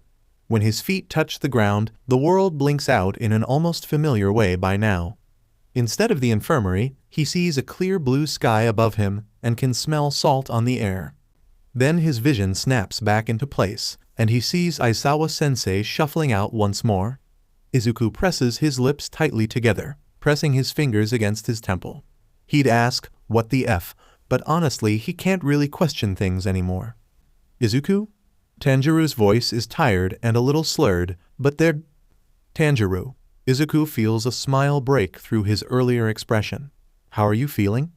Like a demon just used me for his chew toy, Tanjiro stares dryly. But what else is new? Izuku snickers even as he winces. Yup, I can attest to that also. Guilt swarms up Tanjiro's throat at that, and Izuku loses his smile. I'm so sorry, Izuku. I wish that hadn't. Nope, Izuku cuts through. Not happening. It's not exactly like you wanted to get injured. No, but it's not your fault. You were literally just doing your job, Izuku tells him firmly. You wouldn't be angry at me if I had to fight a villain, right? Tanjiro sighs, something in the exhalation fond. Of course not. Exactly, Izuku declares triumphantly, so there's nothing to apologize for. I guess, Tanjiro grumbles, before his voice softens. Thanks. It's called logic, Izuku snarks, the grin returning to his face. Maybe you should try it sometime. Oh my god, you did not just say that. Can I remind you? Tanjiro pitches his voice up higher. Just got distracted, or maybe my spawn point must have glitched. I do not sound like that, Izuku squawks. And you don't even know what that means. I know enough to tell that it was something far from logical. Clearly our definitions of logic differ, Izuku mutters. And then Tanjiro laughs, which makes Izuku laugh, and they both lose it in an empty Yua hallway with a head-rushing feeling of relief and being okay and together, until Tanjiro complains that he can't breathe. Izuku has that instantaneous, all-consuming second of realizing how much he's going to look back and miss this moment. I'm going to miss you, Izuku blurts out without entirely meaning to as they catch their breath. You know, when this is all over. Something softens in Tanjiro's chest, a feeling of nostalgia but not quite filling his lungs. Yeah, I'm sure you'll miss having to feel everything I do, he teases gently. But I'll miss you too. I mean, who else is going to question my taste in music, or judge me for licking cardboard? Izuku huffs out an amused breath, trying to banish the bittersweet feeling that he refuses to confront until it's really over. Anyone, I'm sure, Tanjiro tells him dryly. I already told you, licking cardboard is a universal moment of growth. Only you don't understand because of this stupid time-hopping quirk. Sure, Tanjiro says. Definitely not because you're weird. Izuku feigns an expression of hurt, before he remembers Tanjiro can't actually see him. Well, I love you, too, Tanjiro. Warmth spreads from his head to his toes, tingling in the tips of his fingers. Tanjiro lets out a spluttering sound, and Izuku can feel the smile stretching across his lips. What the hell am I supposed to say to that? Izuku taps his chin, his current grin probably more than qualifying as SHT eating. How about, you're amazing, Izuku. You're so cool and cardboard tastes so good and I love you. Tanjiro laughs, shaking his head. You know I do, you jerk. You're in my head. Izuku throws his hands in the air dramatically. He confesses. And you're emoting to an empty hallway. Tanjiro grumbles.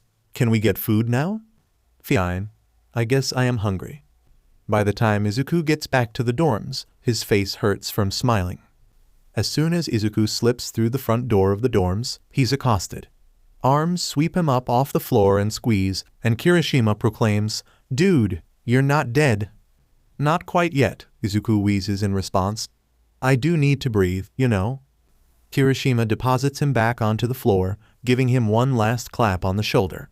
His grip is gentle, however, and he asks, So you good now? Aizawa-sensei said you were fine, but what exactly happened? Yeah, Ojiro agrees, coming to add another person to the Izuku's not dead club. You gave us a real scare there. Todoroki even thought you were injured or something. He narrows his eyes at Izuku. Which you weren't, right? Izuku swallows, trying not to wince too visibly at the question. He takes a second to consider his answer. Truth or lie, or a healthy mix of both? Cat's already out of the bag, right? Tanjiro reminds him. But that's just Aizawa-sensei, Izuku argues back. And these are your classmates. You weren't ever afraid of telling them, right? Damn it. Kirishima and Ojiro are still looking at him expectantly, and Izuku lets out a whoosh of breath. He opens his mouth to answer. Nausea sweeps through him as his vision tunnels. The earth rocks beneath him, an awful rushing sensation in his head, and it almost feels like getting hit with the quirk again. What is happening? The world blinks out. You know, Tanjiro had really and truly thought that just maybe that one time of switching bodies was a fluke, an honest mistake. That this little tie he and Izuku possess is strange, yes, but it couldn't possibly be that strange. Of course, he should really stop jinxing himself with this kind of thinking. But is it so bad to just try to be Diaman optimistic? Apparently so, as the universe clearly does not listen to him at all ever. This is not news to Tanjiro, but still, he finds himself plainly annoyed when the rushing sensation takes over again. He's not sure what will come of it, bracing himself for practically anything at this point. Sadly, he forgot to include something that's already happened. So when he blinks to find his room at the inn replaced by two faces peering at him in a large room, he admits he panics just a tad, spitting out an involuntary, "The hell?" as Izuku painfully discovers Tanjiro's injury. One of the people standing with him, Izuku's classmates, raises a scarlet eyebrow. "What? It's not that strong of an assumption? You get hurt, like, all the time." Tanjiro does not deign this with an answer, instead furiously thinking, "It's happening again, Izuku, I'm in your body," as he takes in the odd pieces of clothing he's wearing. He turns in a quick circle, observing the purely huge building he appears to be in. He peers around the wall made entirely with glass panes looking out onto a courtyard to spy the room he recognizes as the one he met Shinsu in, placed in the far left corner, another room connected in front of it with tables and chairs. Just to his left is an area with cushioned chairs. That house a few more classmates and a strange silver box. Tanjiro stares, transfixed by the odd moving pictures showing a world of squares. Izuku thinks shakily, "But This is his first time doing this," Tanjiro realizes with a wince. He's trying to decode what to say to comfort him when a hand lands on his shoulder. Tanjiro jumps and whirls, hand reaching for a katana handle that's not there. The two classmates are staring at him. The red one is Kiri something, Tanjiro recalls vaguely, and holy SHT, that guy really has a tail. "Izuku?" Tanjiro scrambles to get his broomies' attention again. "Your classmates are looking at me, you really weird. What do I do?" "Whoa, man," the tail guy says, searching Tanjiro's but not Tanjiro's face. "You sure you're good?" Izuku rallies his thoughts into order right as Tanjiro opens his mouth to try and figure out the situation. Find Shinsu. He wasn't the one who did it this time, Tanjiro thinks furiously. His hands move unconsciously without a sword to fist around, instead twining his fingers together. He feels rough scars that aren't his and releases them immediately. And how am I supposed to get away from these guys? "Hey," Kiri something says, and reaches over to poke Tanjiro's cheek. "Are you spacing out on us or something? Or are you?" "Fine," Tanjiro blurts out on instinct, then winces as he hears Izuku's voice come out altogether too loud. He gets no response from the actual Izuku, who's too distracted by Tanjiro's world. Okay, he can do this. This isn't strong at all. Izuku was going to tell them, anyway, right? He doesn't really have to pretend. His too loud and unconvincing statement draws the attention of some of the other students. A girl with short brown hair and matching doe brown eyes bounces up to him right as he catches the glance of a boy coming down the stairs with impossibly split red and white hair. "Oh, Deku," the girl says, and Tanjiro can't remember her name, something with a R in it, maybe. "I heard about what happened. You didn't do anything stupid, did you?" Tanjiro can feel the weight of many eyes on him, more people than the ones in front of him watching and waiting, a strange sense of tension filling the air. He realizes with a jolt that he can't smell any of them or their emotions.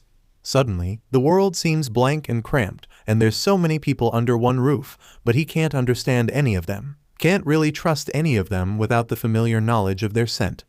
Something deep inside him, something almost physical, roils as if responding to his unease. He takes a few steps back without quite meaning to, and he feels himself fall back on the pure muscle memory of total concentration breathing. His lungs fill, hold, release, pause, fill, hold, release. It becomes a mantra chanted softly in the back of his head, and his muscles begin to loosen and strengthen. Tanjiro's head clears and calms, and he finds that he's gained split hair guy and the unwavering attention of a spiky blonde who's sitting at one of the tables with his feet propped up. "Maybe you should sit down," Kiri something suggests gently. Tanjiro grimaces. It's really okay," he tries, hands waving. "We'll be fine soon, I think. I hope." "We?" Split Hair asks, tilting his head a bit in a way that makes his scar fall into shadow, and oh, that's Todoroki, isn't it? "Your sister isn't going to eat me, right?" Izuku asks, sounding a bit nervous, and the question almost makes him laugh out loud, which is probably also because of his shot nerves, but you know. He does smile, though, unable to nod at Izuku and Nezuko's slightly awkward interaction. "No way." My MSTR put a spell on her so she'd see all humans as family, and you're currently in my body, so you're doubly safe. Maybe you should tell her that, Izuku mutters, but his nerves subside. Tanjiro takes a deep breath as he focuses on his own dire situation, and he decides to as quickly, where's Shinsu, and disregard Todoroki's acknowledgement of his slip-up. In his room, Miss R exchanges a hesitant glance with the others. And, what's with the accent? Tanjiro just shakes his head. Can you show me? He casts his gaze around the room again, feeling dwarfed by its massive walls. How did any of them know where they were going in this huge place? Pretty sure you know where his room is. Dude, Kiri something tells him, brow furrowed. And you should probably stay here and wait for. No, I need Shinsu. Tanjiro cuts him off, his insistence giving way to some of his desperation. He flicks his gaze to and fro, from one classmate to the next as he balls his hands into fists. You don't understand. Izuku needs Shinsu. He's stuck. I'm stuck. What? Todoroki shoulders his way forward, and wow, he is a lot taller than Izuku.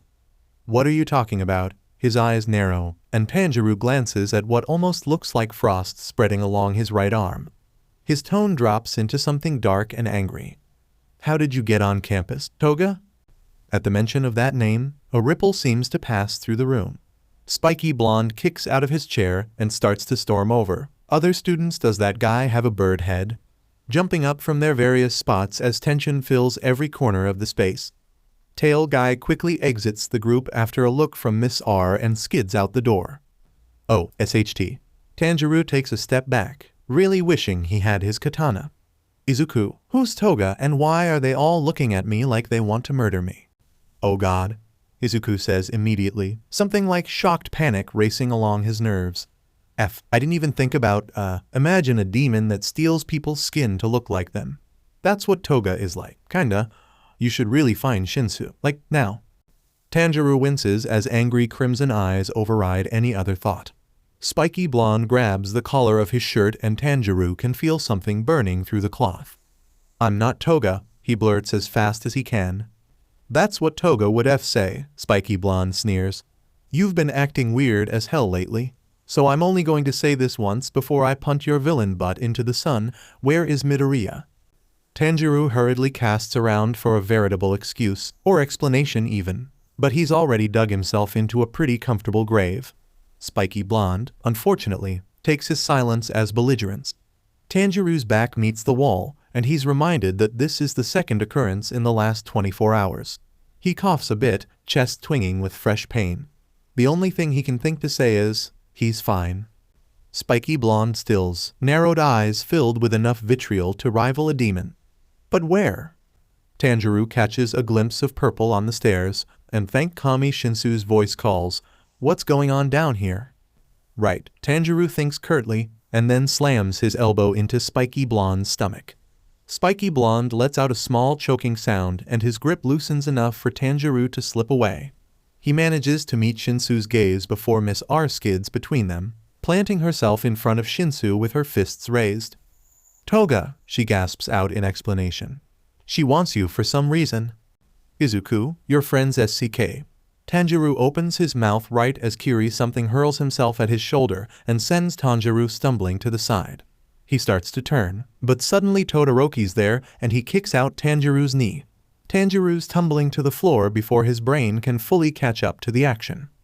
Todoroki plants his knee on Tanjiro's chest. A gasp rips out of Tanjiro as his chest screams, black spots bursting before his eyes. In this instance, you're not wrong, Izuku mutters. Todoroki raises his left hand and flames dance around his fingers. His mismatched eyes almost glow with an intensity matching the fire. But hey, at least your sister likes me, Izuku tacks on, a beat too late. Tanjiro decides not to deign that with an answer. Wait. A blur of lilac and eye bags shoves Todoroki off of him, Shinsu moving to stand in front of Tanjiro. Tanjiro blinks and pushes himself to a sitting position as Shinsu raises his hands, palms out, and says imploringly, "It's not what you think." "What are you doing?" Todoroki seethes, his hand still somehow on fire, though it doesn't seem to be hurting him. He glares at Shinsu. "That's Toga." His words seem to be working again, finally, and Tanjiro blurts out, I'm not, I swear, as he gets to his feet. He's not, Shinsu agrees. He glances over at Tanjiro as the demon slayer moves to hesitantly stand next to him. Shinsu extends a hand, one eyebrow quirking upwards as he meets the other boy's gaze.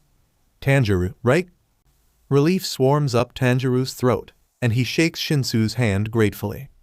Yeah, sorry about this whole mess, it definitely was not on purpose, I swear. Shinsu lifts a shoulder, a playful smirk crossing his lips. Meh, things were getting boring anyway.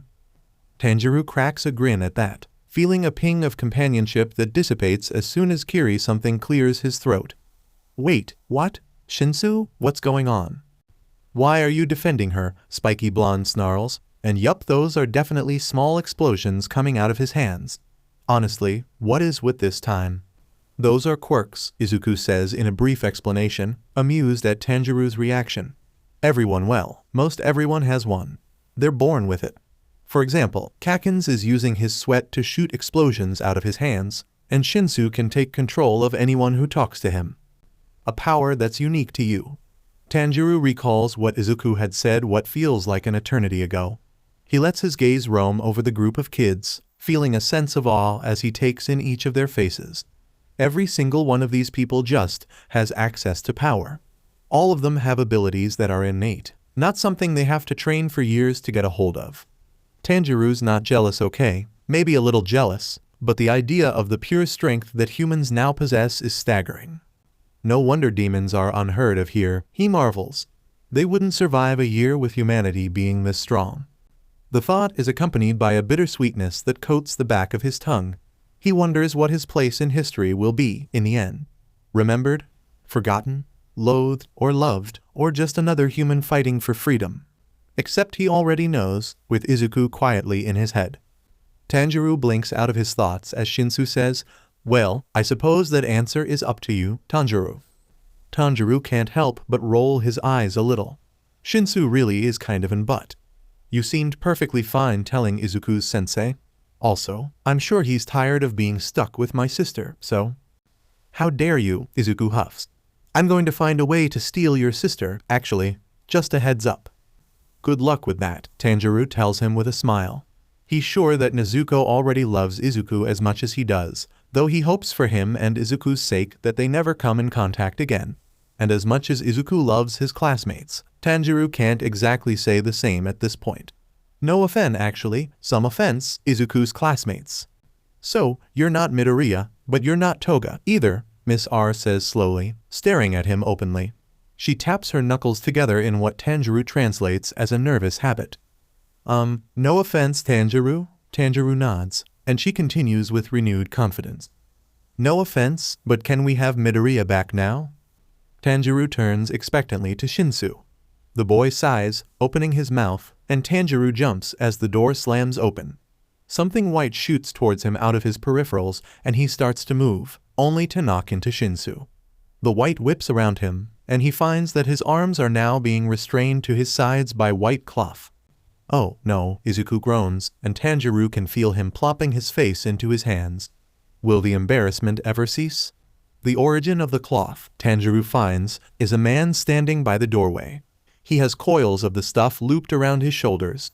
His black hair is also floating eerily above his head, and his eyes glow red as they lock onto Tanjiro. A shiver creeps up the back of his neck. This can only be the famed Aizawa-sensei, then. Yup, that's him, Izuku mumbles. In case you're wondering, his quirk lets him erase other people's quirks, though I have no idea why his hair floats when he uses it. That seems like a very helpful power, Tanjiro muses. What he wouldn't give to have the ability to neutralize a demon art, especially one like Daki's or Enmu's. Glowing eyes land squarely on him, and he can't help but grimace a bit as he meets Aizawa's red-hot gaze. Aizawa's brow furrows in something like confusion, and his grip on the cloth thing slackens. That isn't Toga, he says simply, his voice deep and gruff, and his red eyes settle into a regular, non-glowing black. Nope, Tanjiro answers helpfully. Nice to meet you. He then turns desperately pleading eyes on Shinsu, who snorts but does nothing else. Tanjiro wrangles down the urge to punch him.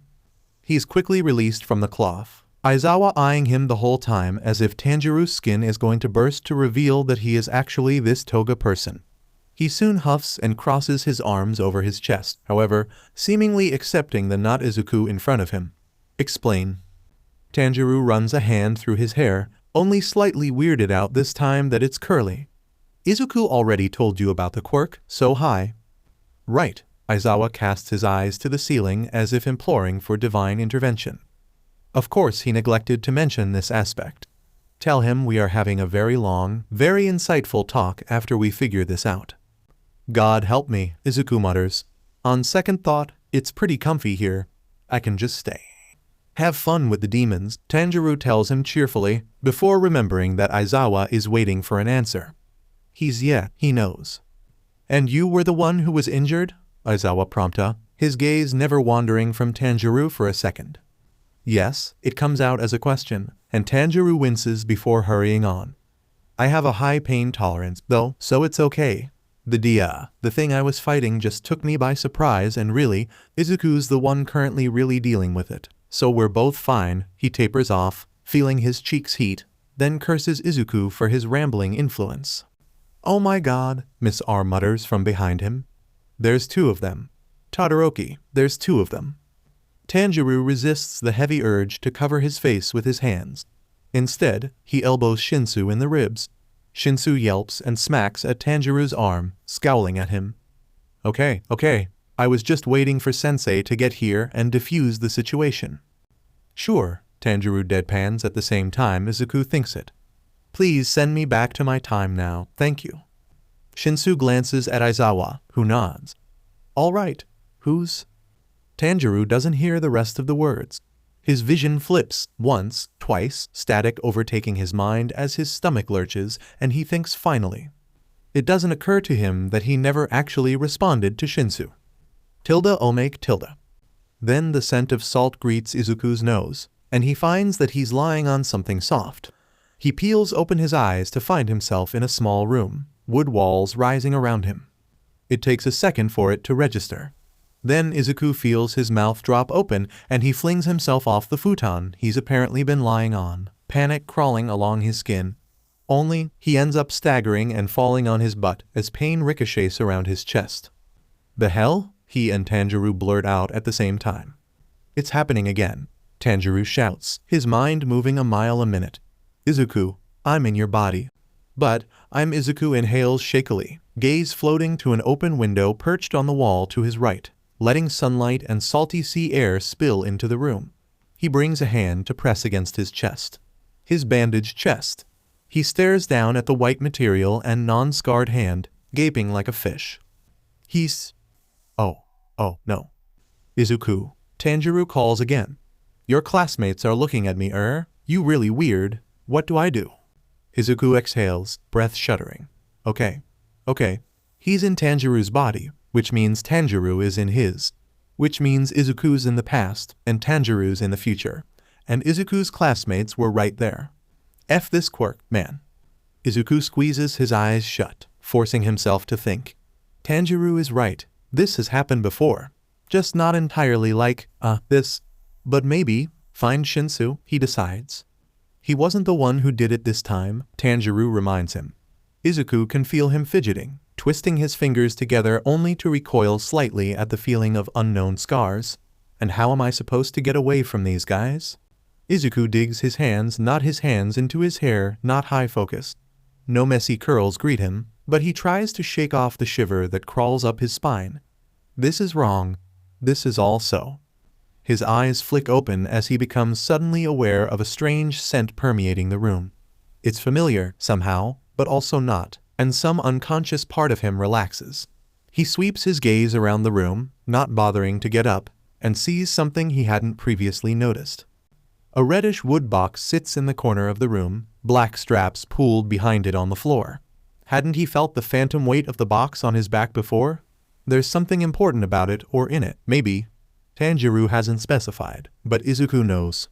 Izuku jumps a bit as the hinged front panel slowly opens, just enough to show a head of black hair and petal pink eyes. Izuku's seen those eyes before. He tilts his head slightly as Tanjiro's younger sister, Nezuko, shuffles out of the box.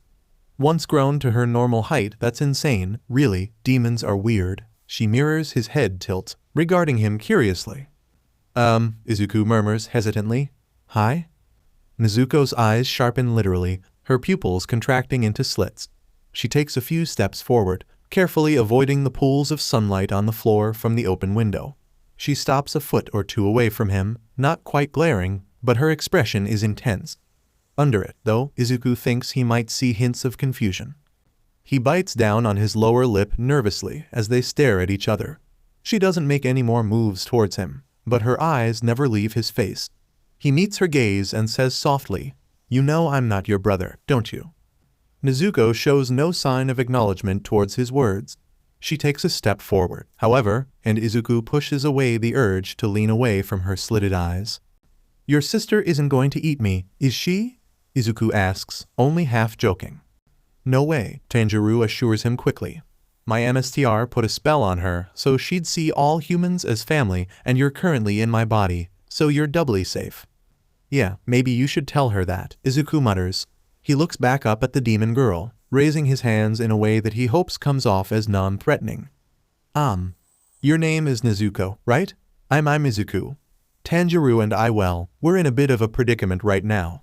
He chuckles weakly, and Nezuko blinks at him. She's lost the glowering look, but her eyes are still cat-like.